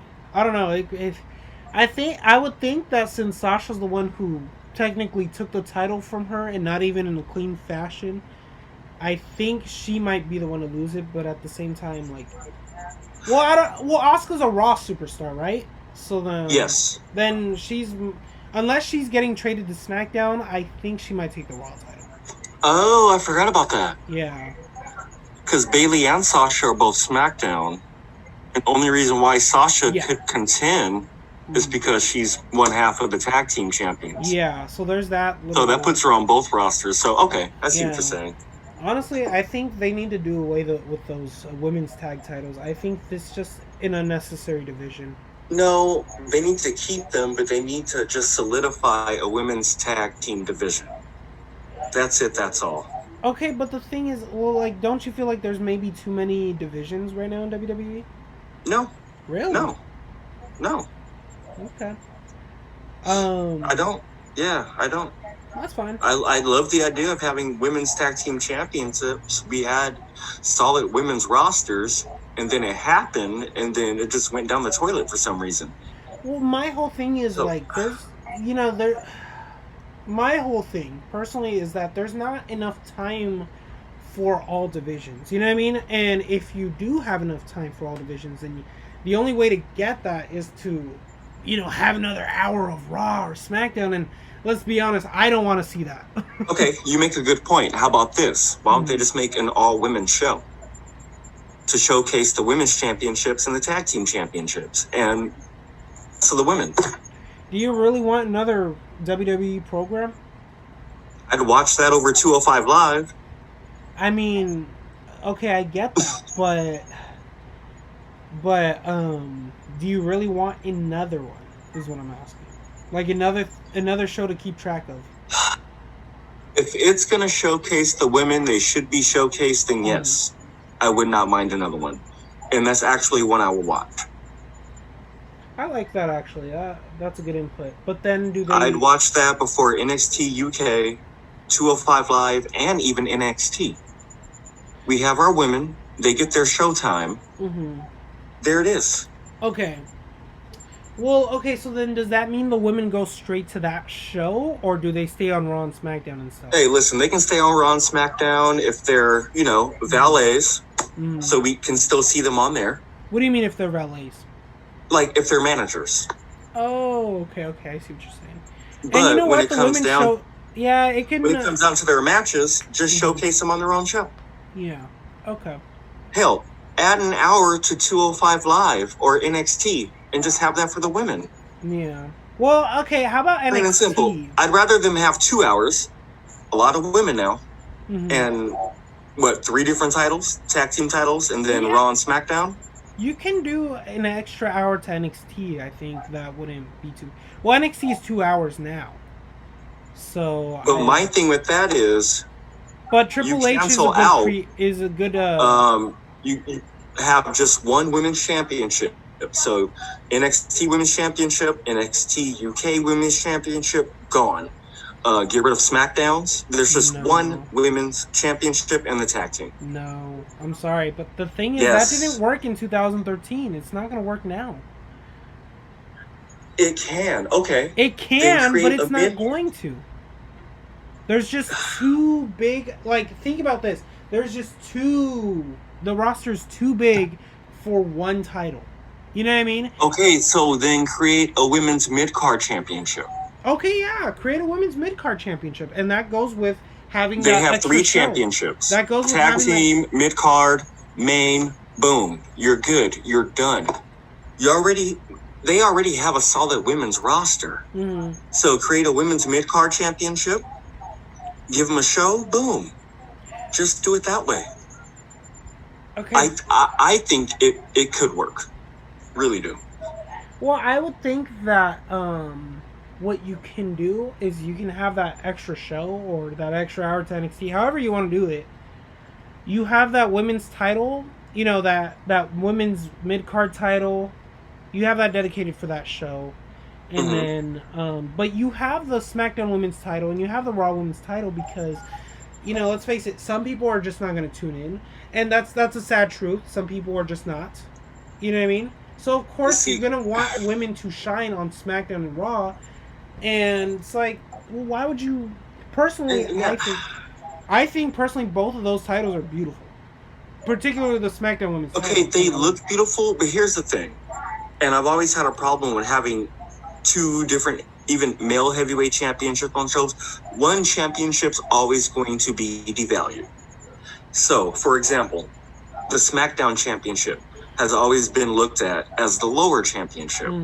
I would say at least until AJ Styles' run, because he had the actual WWE title. You know what I'm saying? Yeah. So there's one championship you're always going to look at is, that's as the second. Inferior? Yeah, that's the second tier championship, So if we look at it now, people are going to look at the Raw Women's Championship as the top championship. SmackDown's always going to be looked at as the second. How I would do it, you have one male heavyweight champion. You have one female champion. You have one tag team champion. The champions are the only ones that can go between all brands because they are the champions.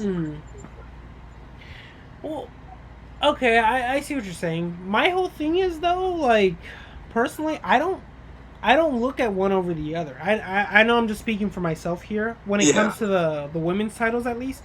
But I think that I think that they've done a good job in keeping them equal. For me. Yeah. For me, I feel like it's this. Raw Women's Championship, A. SmackDown, B. NXT, C. NXT UK, D. I'm sorry. I can't look at all championships on the same level. I don't. I don't. Because they aren't. And we're talking just the women's division's championship, right? And same thing when it comes to the men as far as Raw and SmackDown. NXT is its whole other thing. So I regard them, as being a world champion. But when it comes to Raw and SmackDown, you have 2 heavyweight champions. To me, you don't really have a heavyweight champion because you have 3 different ones. Look at boxing. You have a heavyweight champion, a welterweight champion, a cruiserweight champion. You don't have 3 of the different ones. Yeah. What makes it that important? I see what you're saying. When they first did the draft, it was the heavyweight champion the women's champion, I think, and the tag team champions were the only ones that can go between both brands. And I think it was the other two championships that were exclusive to that brand to make you watch them. SmackDown had the Cruiserweight, and I think Raw had the women's. Yeah. So if you wanted to watch the women's championship, you had to watch Raw. Mm-hmm. You wanted to watch the Cruiserweight, you had to watch SmackDown. Mm-hmm. Right, but you got to understand now, at this point in juncture, they're not, they're kind of taking that away, that, like, contention, because they want people to have a reason to watch both. You know what I mean? They don't want people to watch Raw for the women. You know what I mean? No, they want people to watch I get SmackDown that, for the women. But I kind of think they should go back to doing that. Give us a reason to watch these shows. Oh, I'm into the Cruiserweights. Yeah, fuck yeah. I'll watch SmackDown. Let's do this. Yeah, but okay, I'm into the women's division. Yeah, I'll watch Raw. Because you know what? If you're a fan of wrestling, you're going to watch them all anyways. Mm-hmm. But if you're not that big of a fan of wrestling, you don't really care about the women's division, you don't necessarily have to watch Raw. Or just watch certain parts of it. Mm-hmm. But overall, I still think it'll work out better, because if you're a fan of wrestling, you're just going to watch it in general anyways. The thing the thing that takes that away from me is that, okay, let's say we take away SmackDown, right? Let's take away SmackDown's women's division. What then, by that point, do they serve being on SmackDown? You know what I mean? And if they move to Raw, then there's going to be a lot of people who are not going to be able to shine. We would not have a Becky Lynch if she, you know what I mean, if there wasn't a SmackDown Women's Champion in 2016. Okay, yeah. I see what you're saying. We wouldn't have an Alexa Bliss. The brand splits, but just one championship. Who takes the Universal title seriously? Honestly. Nobody. Hell, if you're the IC champion or even the US champion, I see you as higher than the Universal Championship. Maybe when it comes to the heavyweight championships, there just should be one. I see what you're saying, but 2 heavyweight championships to me makes no sense, because you don't have a true heavyweight champion. Yeah, no, I get what you're saying. You're saying. And it comes same to the women. Like, you can still have a Raw women's division and a SmackDown women's division, but you have those 2 championships, the tag team and the women's championship, and they can go to both. Okay, and that's what makes it special. Yeah. You know? Okay, well then can't you say that about the mid-card? You know what I mean? We don't have a true mid-card champion because we have... no, honestly, we do. US and IC it works having an IC champion and the US champion. But we don't have a true mid-card because there's 2 mid-card champions. Wouldn't the same logic apply? Nah, I think it changes when it comes to the mid-card. Why? Just because they're not heavyweight champions, they're second-tier heavyweight champions, and I feel like you can have 2 of those. So if that's the case, you can cancel the U.S. title and just have the IC and the Cruiserweight title. Mm-hmm. Okay. Well, I mean, I guess that's fair. When I think of a heavyweight champion, I think of one person. Oh, we have 2 heavyweight champions? Who's the true champion then? Mm. Which championship means more? Mm-hmm. At least when it comes to the mid-card titles, we know. Mm-hmm. Okay, that makes sense. I think there should be 1 heavyweight champion, 1 tag team champion, 1 women's champion. Mm. That's it. Okay. When it comes to the mid-card, IC, US, perfect. Mm. You want to have a Cruiserweight champion, that's fine. Keep it out there. Or if you want to still keep your NXT champion, that's okay. Because we know what NXT is. And yeah, they should have tag team champions and their own mid-card champion. But NXT UK, I say just the heavyweight championship. Because essentially, I look at that as the European championship. So that championship means nothing to me. Yeah. Their tag team championships and women's championships, they mean nothing to me. I mean, come on, bro. We have 4 women's championships. That's a bit excessive. So in your eyes, which champion is the better championship? It's always going to be Raw. Mm-hmm. Well, it's always. It depends even on if how we don't you agree. At it, I guess. I might think Kaylee Ray is a much better champion than Bayley. It's not going to be looked at that way. Okay, but that depends on how you look at it. You know, that's all. True. That's up to you. True. You know what I mean? Like, think about this. Who's the true heavyweight champion? Well, I mean, take a look at this. Brock Lesnar and Bray Wyatt. They're both champions at one point. Brock Lesnar never defended the world title.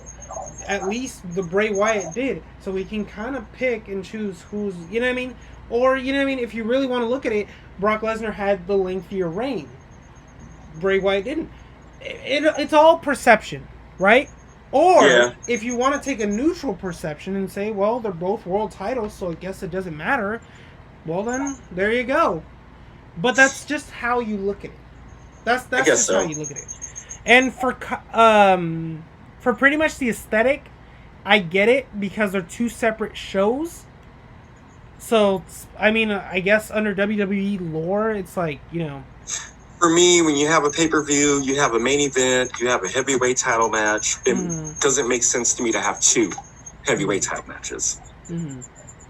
Makes sense. Because to me, you have a heavyweight championship and then you have a B heavyweight championship. And it just, I guess, depends on your taste and who you look at as the A or B heavyweight champion. And see, that's why I always preferred the brand split pay-per-views, and then because it's like you don't have one over the other, but now you know that we're having one pay-per-view. If they did that, it would work better. Yes, and in 2016 they did do that. Yes, they did do that, and it worked, and I enjoyed it. I don't know why they got rid of the cross brand, like the brand. They've done that like what 2 or 3 times at least, right? They did that for the whole year of 2016. To me, it worked. They did every other month.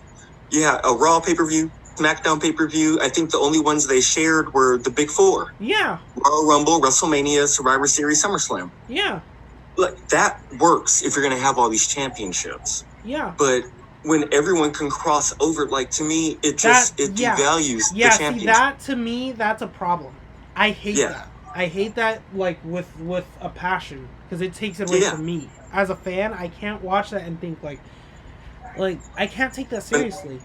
I'm looking at 4 women that are heavyweight champions. It's like, okay, well, which one of you is still the best? Yeah. Which championship means more? Yeah. Like, when it comes to heavyweight championships, there just should be one. Yeah. And, like, that's why I prefer the brand-specific pay-per-views, because it's like, okay, now you get an idea of how this is working. And they did that in 2016. I don't know why they got rid of it in 2017. Yes. Yeah, and that's what I'm saying. I don't know why they got rid of it in 2017. Like that. Because that's when they first came out with the SmackDown Women's Championship, right? No, they came out in 2016. In 2016, yeah. Yeah, when they did, that would work. If it's specific, it works. If it's pretty much one whole roster, it's whatever. Yeah, and all right. We're getting too much. Let's get into the. This is a good thing about our podcast, Jesus. Yeah, I know, right? And believe me, I'm gonna kill myself over editing. Oh my God. Jesus. Okay, so what's it called? All right, we had Sheamus and Chad Gable. The match was pretty good. Yes. I was surprised to see Chad Gable get as much offense as he did. You know, I think that for Chad Gable, he's got to do like they got to do with this Shorty G bullshit. Like this Shorty G bullshit has got to go away. Well, I think the rumor mill is it's supposed to be changing it up, but hopefully, especially if he's going heel, it doesn't even work. Call him Chad Gable. Enough with this Shorty G bullshit. He's one of those ones, dude, that has the talent, but I guess not the right character. Even though I thought when he was in American Alpha, that was perfect for him. That was perfect for him, honestly, I don't think he really needs a character. Like, his skills speak for itself. Well, you do need a character, I think. Do you? In wrestling, I think it's a combination of everything. You know what I mean? Like, you can't... think about AJ Styles. He has a character. What successful wrestling, person doesn't have a character? You're right. It's only those rare few that has character and talent. Yeah. One either has one or the other. Yeah. Because look at Bret Hart. He had the skill. He had no character, but his skill was so good, he really didn't need a character. But I see Chad Gable as being a next Bret Hart, to be honest with you. Okay, but the thing with Bret Hart. Yeah, you don't need a character, man. You really don't. He has the skill. They just don't book him right. I think they just don't book him right. Well, I mean, if you don't book him right, then that means they're fucking up his character. Because I'm sorry, but Bret Hart, like the man did have like good promos. I mean, he wasn't 100% wonderful. He was just because you can talk on the mic doesn't mean you have character. Okay, like what character can you describe Bret Hart as? He didn't have one. He was outspoken. He was just Bret Hart. From what I've seen, I haven't seen too much, but from what I got out of him, he was this outspoken character who was, about his beliefs and morals and very passionate about wrestling. Mm-hmm. And that to me is already a character right there. That's all you need. You know what I mean? Because look at him. He called himself the Hitman. The best there was, the best there is, the best there ever will be. You know what I mean? Yeah, he had that catchphrase, but that wasn't all he was in terms of character. You know what I mean? He had traits. He had something. But if, let's say you come in, your name is Gunner Scott, and that's just the name I'm picking out of a hat, right? Because is that actually somebody? I don't know why that sounds familiar. In 2006, there was a character named Gunner Scott. But let's take a look at him right now for a minute. You have, without booking his character, without making a character for him, he only has such a long shelf life, and he has 2 wins over Booker T on SmackDown. How far can you go with him without making a character for him? How far can you make him successful without having a character for him? Think about The Miz. If he never had his Hollywood shtick, if he never had his reality TV shtick... Oh, God, yeah. You're right. No, absolutely. Yes. Okay, and another thing. Let's take a look at John Morrison. As talented as he is, if he never had a character... Or another person, John Cena, Samoa Joe, the list goes on. Like, if they never had characters, if Samoa Joe never had a character, where would he be right now? He would just be some fat guy who can move like a cruiserweight with running shorts. You know what I mean? And at the end of the day, nobody's going to remember. I see what you're saying. Okay, what would you describe John Morrison's character and Samoa Joe's character as then? Because to me, they really don't have character because their work shows for them. Now, John Morrison maybe a little bit more. He's that flashy guy, but that's it. Okay. Who's John Morrison? Okay. I think we all know him from his abilities. Yeah. Okay. Because he stands out when it comes to in-ring, so he really doesn't need that much of a character, just like Bret Hart. Mm-hmm. When you have that in-ring skill, you really don't need much for a character. Okay, Samoa Joe's a badass fighting Samoan who literally just cares to shit talk people and choke them out. That's it. That's his character. And I'm assuming he was the same in TNA? I didn't really watch him in TNA much, but I don't know. I didn't watch TNA. But this is just what I've seen from him in NXT and WWE. John Morrison. Depends on where you look at him. He was in Lucha Underground. He was a badass. Yeah, Johnny Mundo. Yeah, Johnny Mundo. He was a badass who sat there and took on anyone. In WWE, he is Mr. Cool, Mr. You know what I mean? He's like he is like the women love him. Your men wish you could be him. That type of like flashy. Oh, Shawn Michaels. Okay. That type of thing. Now, I only say that when it comes to character, not athleticism. He's totally different when it comes to movesets and everything. Morrison has changed the game. I'll always be a big fan of his. But character-wise, that's just another Shawn Michaels. Huh? Character-wise, that's just another Shawn Michaels then. Okay, but he also makes it his own. You know what I mean? He makes it his own to where we see him and we think, John Morrison. You know what I mean? Well, I think you might have just shut me down. Okay, you're right. Because bringing back Dolph Ziggler, John Morrison made it his own. Yeah. Dolph Ziggler did not. And that's my issue with Dolph Ziggler. Okay. Viewers, Ed was right on this one. I actually get what he's saying. Okay, I got you. Thank you. Okay. Thank you. I'm glad we can finally put I this to won't bed. look at John Morrison and call him a Shawn Michaels 2.0, even though I can see similarities, but I can never say, oh, that's Shawn Michaels 2.0. Thank you. You're getting it now. You're getting it now. Forgive me, I'm old. You have seen the light. You have seen the light. Turn around and look at that light in your camera. You have finally seen it. Finally. I really hate admitting this, but you were right and I was wrong. Yes. Thank you. Boom. Now. Okay. Now bringing it back to Shorty G. I really don't think he needs a character. I really don't. He could be the. I don't even want to say that. Okay. I was gonna say he could be the next Bret Hart. Define character for me. Define character for me. What do you mean by character? I think he can be the way he was in American Alpha and still be successful. It just depends on booking. He did have because he had that one really good match, I think, with AJ Styles. Mm-hmm. Right after he split with Jason Jordan, and I think it was right after the brand split too.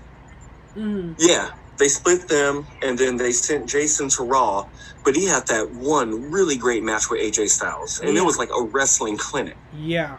No, and people praised him for it. So I don't think he needs to be anything outrageous. I guess what I'm trying to say. Well, okay, it depends on how. Okay, for one, like when you say character, I'm trying to understand. Do you mean a personality? Yes. Okay. I guess I'm saying giving him a gimmick. Yeah, you know? A gimmick. Okay, yeah. You don't need a gimmick. Okay, but if you want to be successful in WWE and you want to like.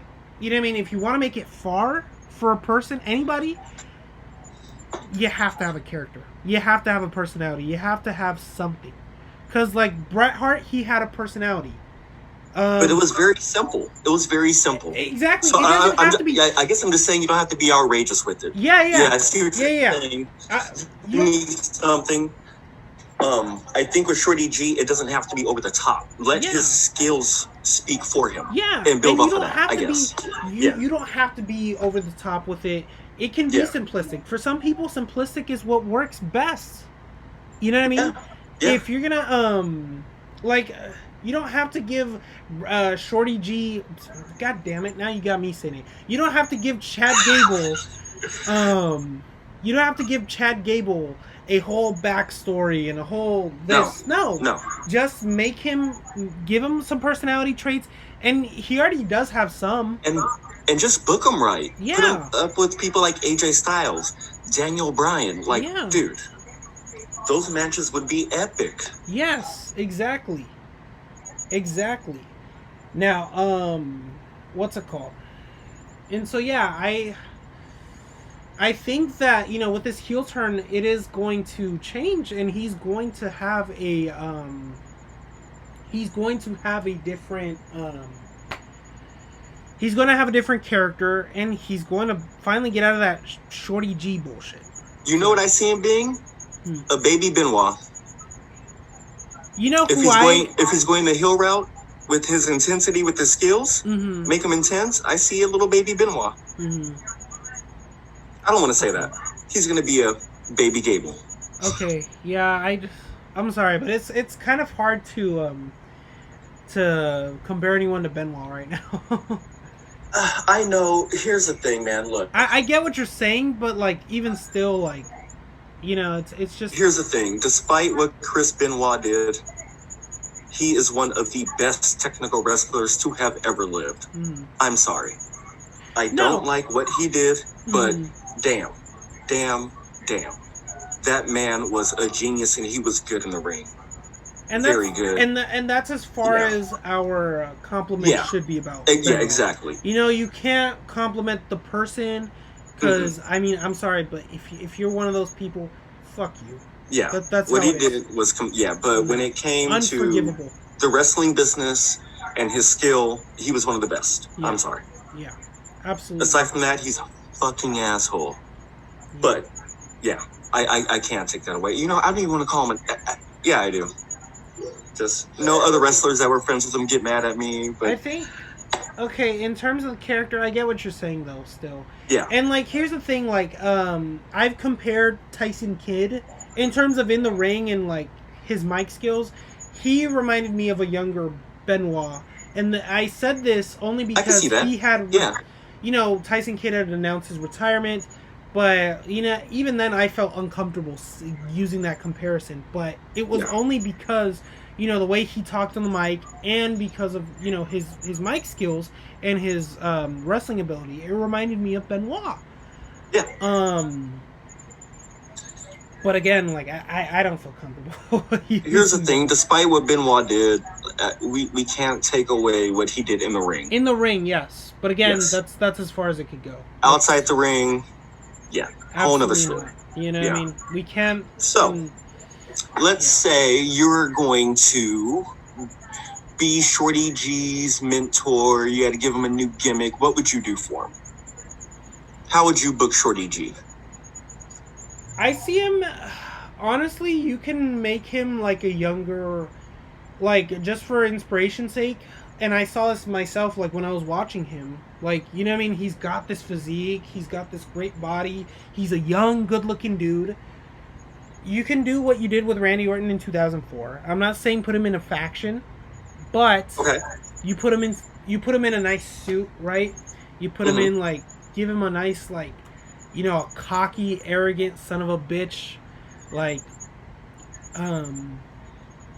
that type of thing.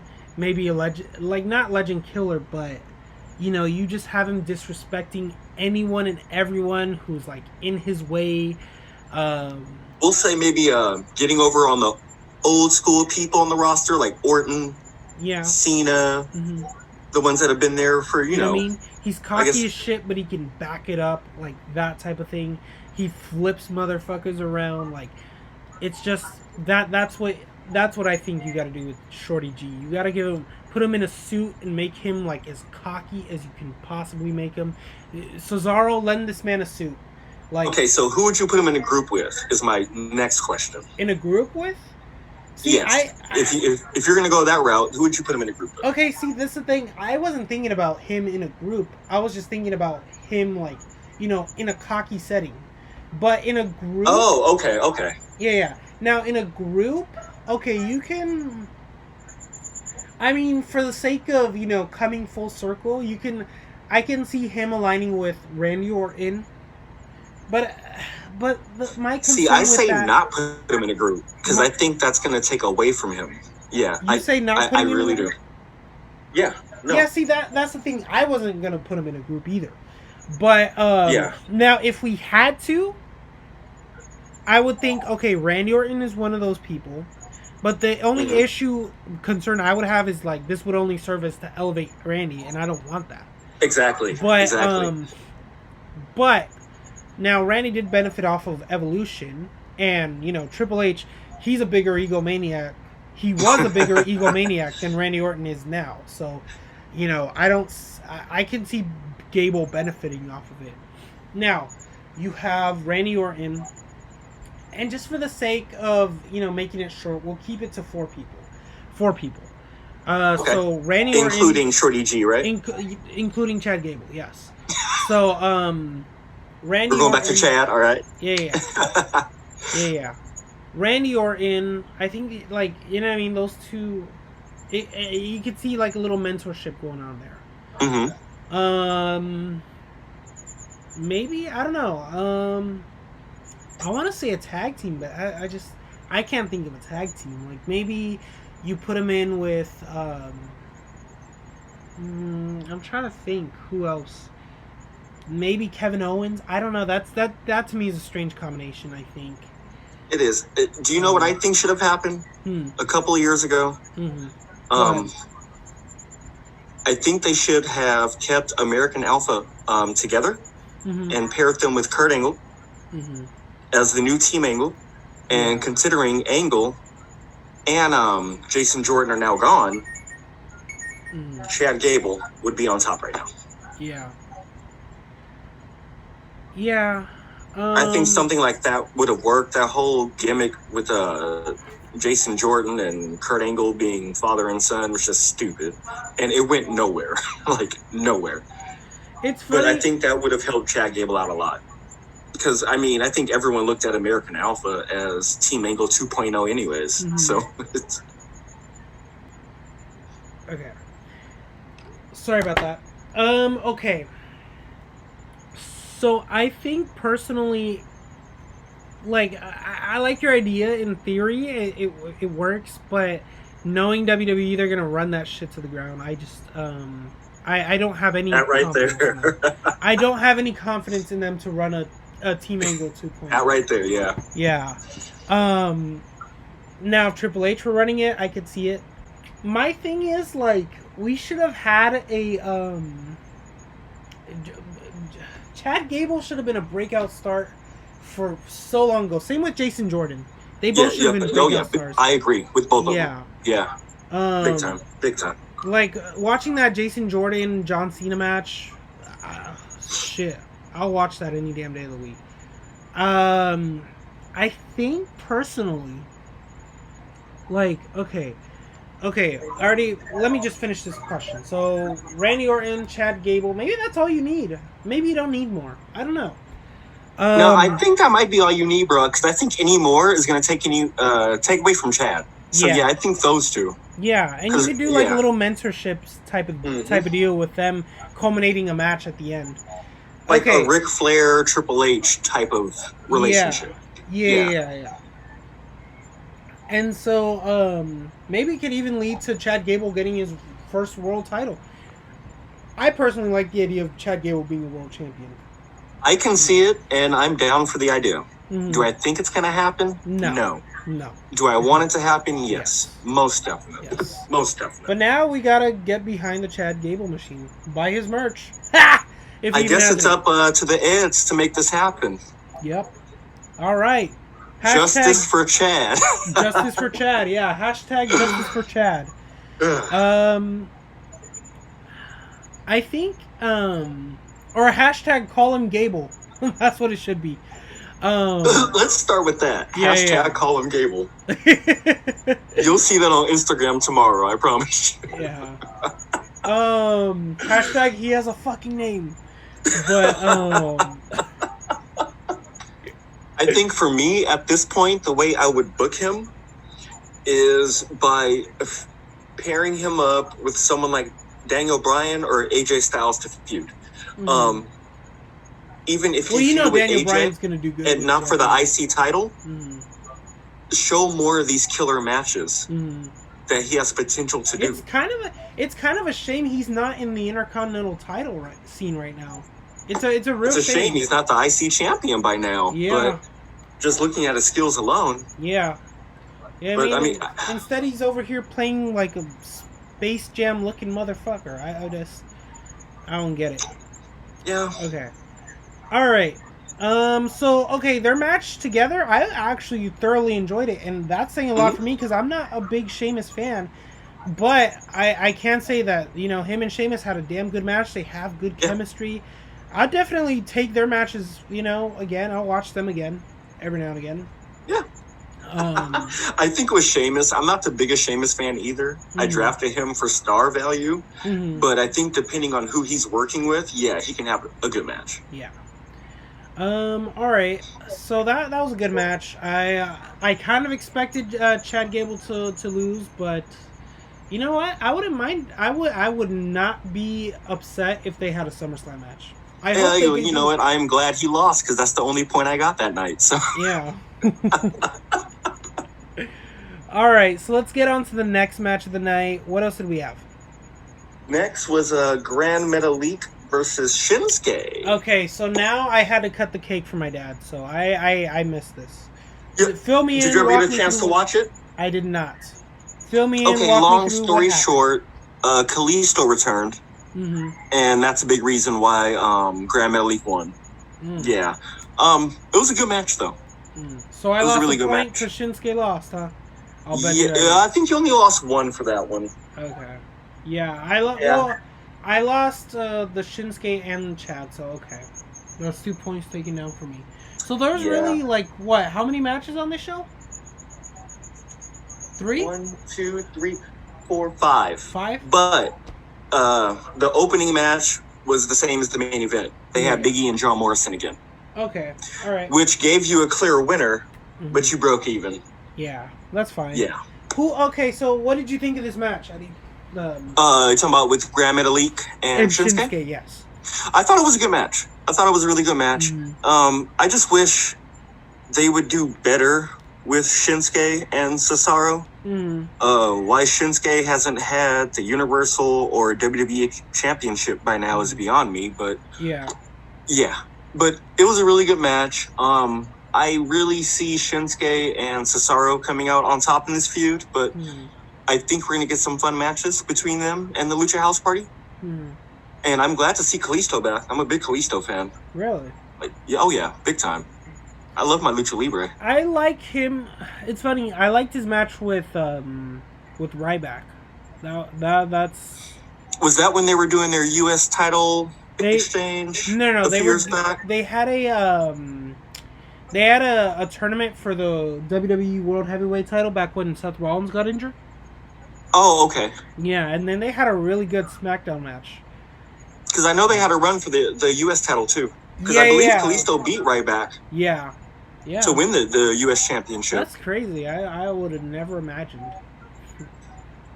Oh yeah, I love me some Kalisto. I miss Sin Cara. He's good, yeah. Both of them.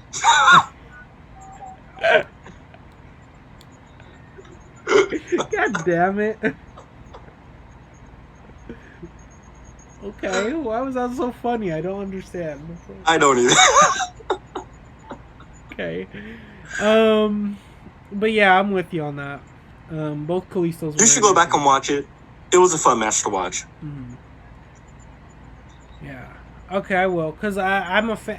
Honestly, I watched Grand Metalik versus AJ Styles. And you know who else really entertained me? Lince Dorado. Yeah, I think I'm a fan of the Lucha House Party in general. They're a lot of fun to watch. I watched a lot of them on 205 Live back when that started. And just had a lot of fun watching them. Yeah. But I love Lucha Libre. I love Mexican wrestling, so. Yeah. I used to watch AAA back in the day. Yeah. Alrighty, so let's go ahead and alright, so it was a good match. I could definitely go back and watch that then. Good match, yeah. I just see Shinsuke and Cesaro coming out on top in this feud, so. Is there a pay-per-view coming up this week? No, huh? We have SummerSlam on Sunday, bro. And TakeOver on Saturday. Next Sunday. Next Sunday, yes. Yeah. Sorry about 20-something. Yeah. Okay. Cool. And so yeah, we have that in TakeOver. Shoot. And I believe that TakeOver is going to be the Saturday before. That's usually how they do it, right? Yeah. Okay. My calendar. Okay, so let's see. What was the next match? Go ahead. Or what was the next segment? Next match was the main event. It was John Morrison versus Big E, round 2. How was this match? Well, better than the first, since we had no Retribution joining in. And Big E took the win on this. Really? Yes. Nice. Yes. And see that, I'm glad I picked Big E because I know that he's already getting wins, so I think I think you got a solid pick in Big E, bro. Yeah. Honestly. Yeah, he's I think dude, man, the sky's the limit for him. It's just. It is, and it always has been. I just hate it's taken so long. Yeah. For him to get to that point, Yeah. Same with Coffee Kingston. I'm not sure what's going on with Coffee and Xavier. I know they're both injured, right? But I'm not sure how long they're going to be out. Yeah. Do you think this should be the end of New Day? No, I don't think you have to necessarily end New Day. I think okay, think about this. Kofi was still part of New Day even as WWE champion. So the way I see is why can't Big E? Just the way I look at it. So no, I don't. It's interesting because I enjoy New Day. What I don't enjoy anymore, I guess, is New Day as tag team champions. I feel like they've gotten to that level where they don't need to be the tag team champions. They've gone far enough with that, yeah. Yeah. And I just feel like they don't need the belts anymore. Yeah. I feel like they're above the belts. Yeah. However, I do enjoy seeing them as a group. Like, they're very entertaining. Yeah. And right now, you know what I mean? Like, you're right. They're past the titles at this point. Like, and I think, like, you know, not to say that I wish injury on them, but I think this was perfect timing to push Big E. You know what I mean? Yeah. If there was ever a time, you know, of course I wish them the best and speedy recovery, but, you know, WWE capitalized on an injury, and, I mean, either way, you should have gone with pushing Big E. You know what I mean? It's just funny, because after all these years, it's like, I feel like Big E and Xavier Woods should have had, IC title and US title runs at least too. Even with the New Day going on. What has Big E had an IC title run? No. Okay. Just NXT. No, actually, yes, he did. He did. No, he did. Yeah. My bad. Mm-hmm. But I feel like he should have had one or two more in there. That was before the New Day. So yeah. Yeah, but even after the New Day, I feel like both of them should have had some mid-card title runs in there at least. I do see Big E as heavyweight championship material, and I'm buying that. Not selling it at all. I'm here for it. Yeah. I see a good run going for him now, though. A world title picture, not quite sure, but a mid-card title run at the very least, I see that coming up. I see a big streak for him. Hey, that's gonna take a long time, I think, for the world title run anyway, because, like, you know, he's kind of handicapped a little bit still. What with, you know, a lot of people in the world title scene. Like, I just don't see, you know, the big man in charge going, you know what? Ooh, that was the worst. You know what? Let's put Big E. I just don't see it happening quite yet.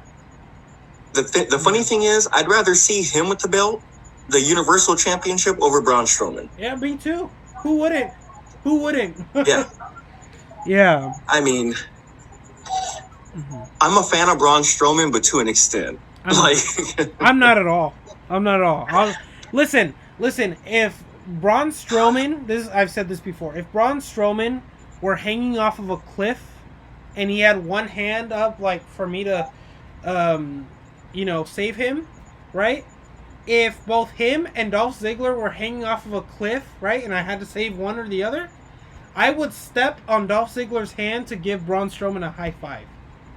That's how much I don't like either of them. If either of them were hanging off of a cliff, right? Let me tell you something. If either of them were hanging off of a cliff and I had to save either one of them, I would just walk away. That's literally that's how much I detest Braun Strowman, and I'm sorry, I don't like either one of them. Folks, Ed wouldn't even piss on them if they were on fire. Damn. Yeah.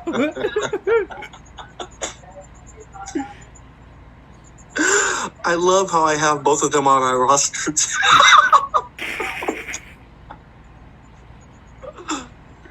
Well, damn. All right, tell us how you really feel, Ed. I mean, that's as clear as I can get. I'm with you on Braun, and once your Bray Wyatt takes the championship, trust me, he will be getting traded, and I'll take the points for it too. I'm not accepting no trades. I'm sorry. You can't trade me a big... Oh, Braun's going to the free agency. What you talking about? Oh, okay. I'm sorry. I thought you meant Bray Wyatt. He's not. Yeah, well, I already see Bray taking the belt off of him. You're not taking Bray from me. I'm sorry. I'm keeping him on my roster for at least... Yeah, I know you asshole. I wanted him. That was your damn first pick. Yeah, you can't... Smart choice. Yeah. Smart choice. You can't give me anybody for Bray Wyatt. I feel like SummerSlam, even though Bray on shaved his head bald and all that stuff, I see Bray Wyatt coming out on top in this feud. Yeah. It needs to happen. Braun Strowman is a boring champion. Yeah. I'm with you. Who's he going to have fantastic matches with? Gotcha. Okay, so I did come back in time to watch the final segment. Yes. And I'll say one thing. All right? For as much as I would just walk away if Braun Strowman were hanging off a cliff, I gotta say that was actually a pretty good segment. It was interesting watching Alexa Bliss come out there. Now,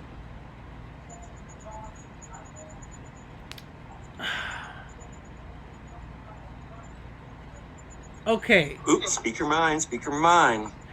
Character-wise, what does this mean for Alexa Bliss? Now, this is the good thing about this feud is that it keeps me asking questions because when they first introduced Alexa Bliss, not in the best way was it making me ask questions. It just made me wonder, well, what's the narrative now? Is it the whole damsel in distress? Now we're obviously seeing that it's not the damsel in distress. We're seeing now that, okay, Braun doesn't give a damn about Alexa Bliss.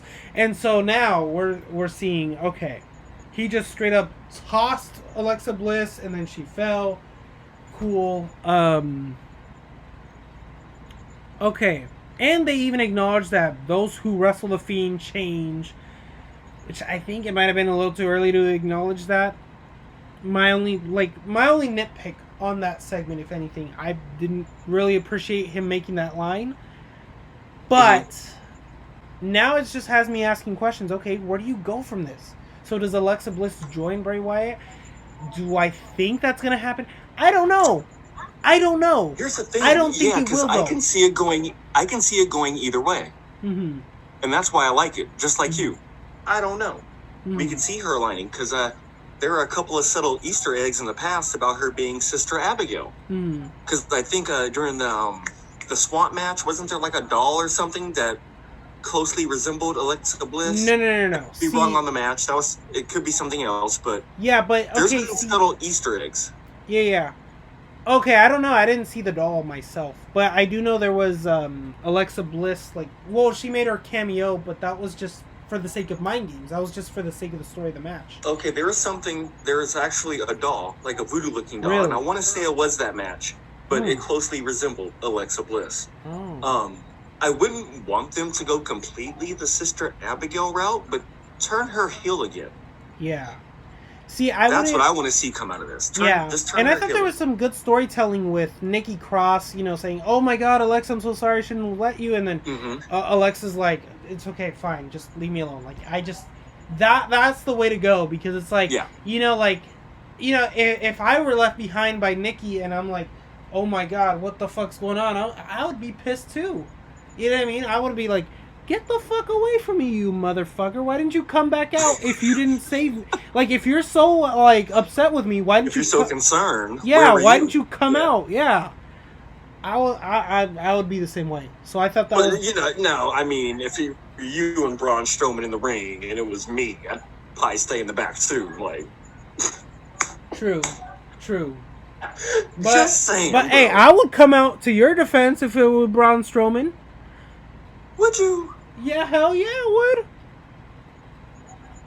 Good to know. I guess we know who the bad guy's going to be in this tag team breakup heel turn. Man, I'm like CM Punk because one time there was a backstage back when WWE was doing their little WWE app when they first started out. There was a backstage segment where CM Punk was cutting a little backstage promo, and he was talking about I think the Shield. And he was like, every time the Usos are in trouble, I always come out to save them. But they always happen to disappear when I'm in trouble. And I just thought, oh my God, that was so asshole-ish. That'd probably be me. Yeah. I'm like, man, I'm CM Punk in this case. I'm like, but Ed's out there with who? Did you say Braun? Yeah. Yeah, I'm going to go get some lunch. Let me... I'm sorry, Ed who? Yeah, who? I don't have a podcast with him. I've never been on a podcast in my life. But yeah. Okay, so I thought this was a good segment. I thought that was really fun. And, it's funny because, Nikki, why wouldn't she come out to the defense if she's Alexa Bliss's real friend? Why didn't she come out when, the Fiend was out there? I mean, she's had a crazy history before. She's had a history of being crazy. And the Fiend's attacked her twice now, right? Well, I know he attacked her once and then appeared the other time. But it wasn't an attack. She did the whole embrace with his face and all that stuff. Oh, yeah, I think so. Yeah. I'm trying to. I just think. See, I still have questions. This is why I'm liking this. Yeah. It's very interesting. It's good storytelling. I like it personally. Thumbs up for me. You know, and I gotta say the same thing for the Intercontinental. I got your thumb. I got your thumb. No, what's it called?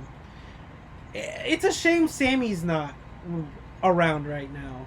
You know, like he could benefit so much off of this right now. It seems like my man can't catch a break, dude. Like seriously, he wasn't on SmackDown at the right time. You know what I mean? He got drafted to SmackDown when the creative was going down, and then he leaves right when SmackDown's getting good. Shit, this sucks. You know. But man, it. Do you know how much longer he's supposed to be out? I'm not really familiar with like what his injury is this time. Oh, he's not injured. It's he's just. Oh, he's not. No, he's not coming back due to the pandemic. Same with the Roman Reigns status. So you know, as soon as this pandemic is over, he's coming back. Okay. You know. Oh, God bless. Thank you. All right. Yeah. At least Sammy's not hurt. All right. He's not injured though. Thank God. Yeah. Yeah. Yeah. Dude, I'm here for a Sami Zayn run. Like I really am. Yeah. Hell, it took how long for him just to win the IC championship? Yeah. Seriously, man.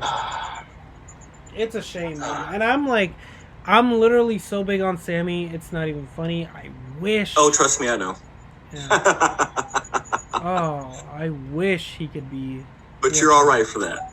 I don't disagree with you for that. When it comes to Becky, I do. Whatever. But no. All right, so that's gonna cap off SmackDown. Overall, though, I thought it was a pretty good SmackDown. I enjoyed it. Yeah, I would say, you know, I love my 10 stars. I'd give that a solid 7. 7? Okay. Yeah, I'd give it a solid 7. It's a C. Yeah. I think the only thing to really harm it actually is nothing. I think the only thing to harm it, there should have been at least 1 or 2 more matches. Yeah. But I think it was a solid show. It had solid storytelling. Could have had another match, so I could have had at least 2 points. Yeah. But hey. Yeah, throw in another match. I feel like some of the matches were kind of short. You know what I mean? Or maybe just like, I don't know. There was just something about the matches that, like, I just didn't get the same satisfaction. You know? Well, I just think we got short a match because they did Big E versus John Morrison twice. But to tell a story, retribution. Yeah. So please tell this story and take these masks off. But they still had 2 solid matches. Even the main event, it didn't suck. It was good.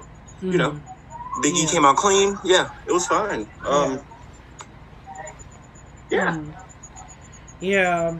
Everybody was on point as far as match-wise. Yeah. There wasn't a match that sucked to me. Yeah. And honestly, like, I think other than that, there isn't really much I would change. I enjoyed the AJ Styles segment. I mean, that reminded me so much of TNA just because you had all 3 TNA Oh, with characters. Jeff Hardy. Yep. And Abyss. Yeah, sorry, Jeff. That's where I got rid of you, bro. You're going to have a great match. I don't see you coming out on top in this feud. Now watch, if Jeff Hardy wins, I'm going to laugh so hard.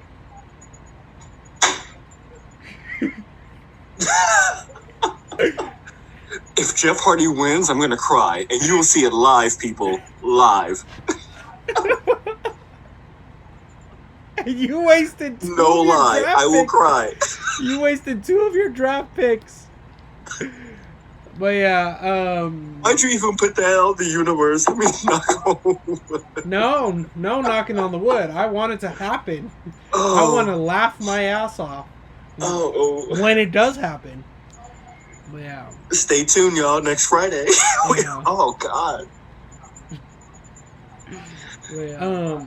No, if Jeff Hardy wins, I will cry. I guarantee that for you. I will cry. For sure. Now, honestly, man, I'm like... I like the idea of the match. I think it's going to be a good one. You know? Alrighty, that's going to cap off this show. Thank you guys for tuning in. You missed if you didn't watch this thing, you missed the heated ass debate. which was actually pretty entertaining. What's it called? Stay tuned. Our next show is going to be our predictions show. We're going to talk about, who we think we're going to win, stuff like that. Oh, yeah. We got TakeOver and SummerSlam coming up. Yeah. Ooh. All right, dude. We should podcast next Wednesday. Just so that we have time to make a predictions. You know what I mean? I'm assuming after NXT, during NXT? After NXT. Okay. Yeah. And then, what's it called? Yeah, so that, that's going to cap off the show. Match recommendation of the week. Eddie, what you got? Ooh. Dolph Ziggler versus Kofi Kingston. I'm kidding. All right. You know what? I'm going to go old school. We're going to do Shawn Michaels versus Owen Hart in your house, 1996. Okay. Yes. I believe it was 96. That was a month before his Iron Man match with Bret Hart, I want to say. I hope I'm correct on that. It's either 95 or 96, but it's Shawn Michaels, Owen Hart in your house that February. Okay. I'm going to go with Undertaker versus Randy Orton at Armageddon 2006. Damn good match. It was a Hell in a Cell match. Literally one of the most underrated Hell in a Cell matches out there. Oh, a Hell in a Cell. Yeah. I don't think I've seen that one. Okay. Shit. I mean, you got to watch that match. Hell, that was a damn good blood feud. Better than the WrestleMania match? I will say yes, because I'll be honest, I watched the WrestleMania match, it was good, but I can't really remember too many things from the WrestleMania match. Whereas their Hell in a Cell match, dude, there was so many badass spots. I'm like, I could watch that any day of the week, you know? Damn. Okay. So yeah, you gotta watch that for sure. I'll check that one out. I haven't seen that one, so. Yeah. Alrighty, no buy or sells of the week. Only because I'll be honest, we just can't think of any right now. We didn't prepare for it. Buy or sell. What's it called? Taco Bell or Del Taco? I don't know. You take your pick. Oh, Del Taco all the way. I'm buying Del Taco. Okay, I'm buying Taco Bell. Taco Bell gives me the shits. Yeah, really? Del Taco, I'm here for you, baby. For sure. For sure. And plus, I love their breakfast crunch wrap. I love their cheesy gordita. Taco Bell. Sorry, I love the cheesy gordita crunch. Oh, I love it too. My asshole doesn't.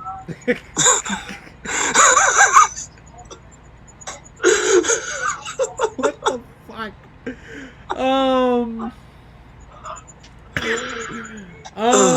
Okay, actually, I got one for you. Okay. So buy or sell next WWE champion. Not Universal, but WWE. WWE, yes. Okay. Okay. Kevin Owens or Kevin Owens or Seth Rollins as next WWE champion. Ooh, shit. I figured these are two names, like, they're probably not going to be the next WWE champion, either one of them, but yeah. If you had to pick. And the crazy thing is, they're both my picks, too, on the draft. You know what? I would have to go with Kevin Owens on this one. To my knowledge, I don't think he's been the WWE champion, just the Universal. Just the Universal, yeah. And I think he'd be a solid WWE champion. Seth, too. But Seth has been there and done that already. I say KO. I mean, the guy's good in the ring. He's good on the mic. Like, he's a total package. Yeah. So I would buy KO as the next WWE champion. I'm going to buy on KO as well. He was going to be my draft pick. You took him from me. But, what's it called? I'm buying on KO just because, like, it's been a while since we've seen him as world champion. And to see him in that reign, like, I already know he's going to, like, do good things. You know what I mean? What's the last title he had? It was US, right? Yeah. Back in 2018, I think. Yeah, okay. So I'm like, this dude is like money. You know what I mean? He's money on the mic. He's money in the ring. In the ring, like, he has endorsements from pretty much like The Rock. You know what I mean? The Rock endorses him. Like this guy, he can be a big ass name and hopefully a household name one day. You know what I mean? The same way people talk about Batista and John Cena, and you know what I mean. People who aren't even WWE fans anymore still know who they are. You know, they should know the name Kevin Owens. Yes, most definitely. Exactly. Yeah. You know what I mean? That's what I think you can get with Kevin Owens. Same with guys like Sami Zayn, but I think that WWE seems to really enjoy Kevin Owens just based on how they book him. So as they should, yeah. Yeah. And they tend to book him right. Yeah. So I mean, yeah. They see. Yeah. What I would love to see if that's the case. They tend to get it right with him most of the time. Yes. Mm-hmm. What I would love to see is a renewed feud between KO and Sami Zayn for the WWE Championship. Yeah.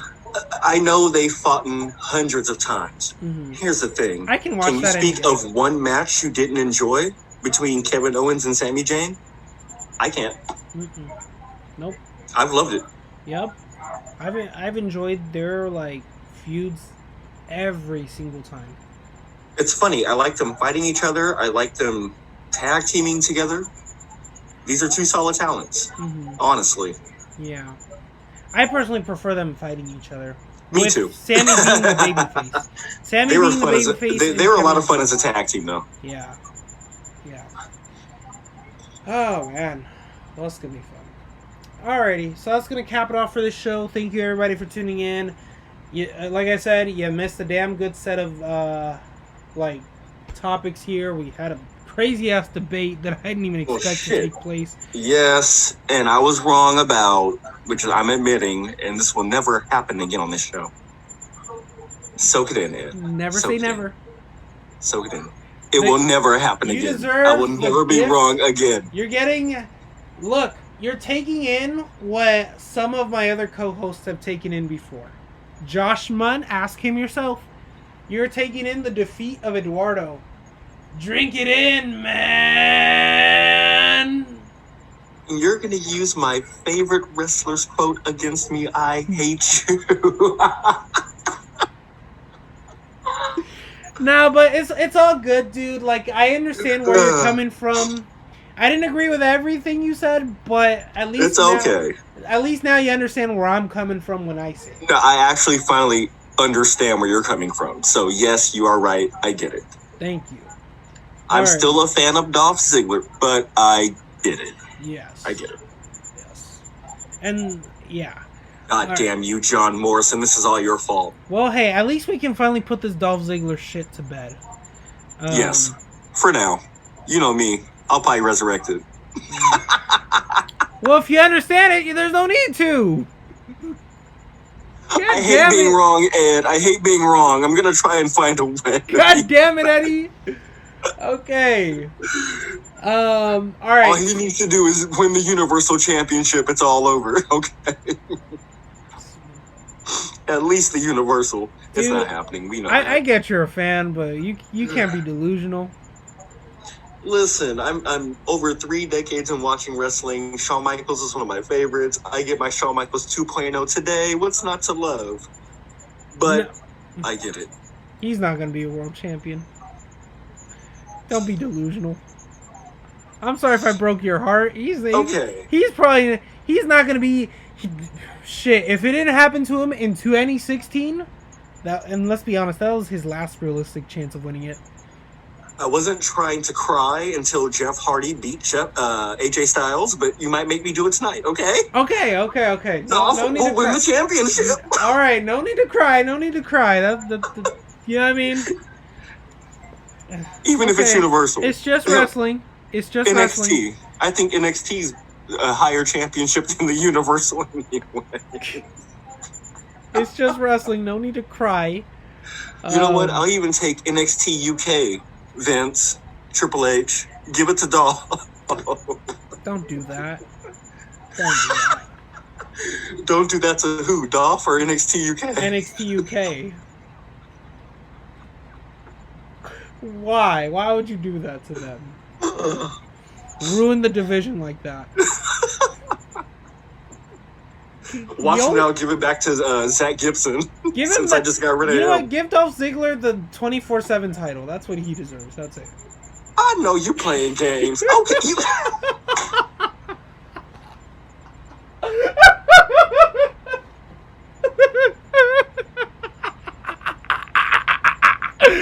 No, yeah, I'm playing games.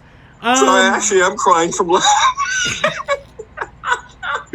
No, I can see him with maybe one more mid-card title reign. I'll go as far as to say that about him. Will I enjoy it? Probably not. I'll be probably really confused if it happens. So IC or US? It doesn't matter. I'll still be confused either way. It does matter. The IC is up there. That's my favorite championship. Okay, yes. Always has been.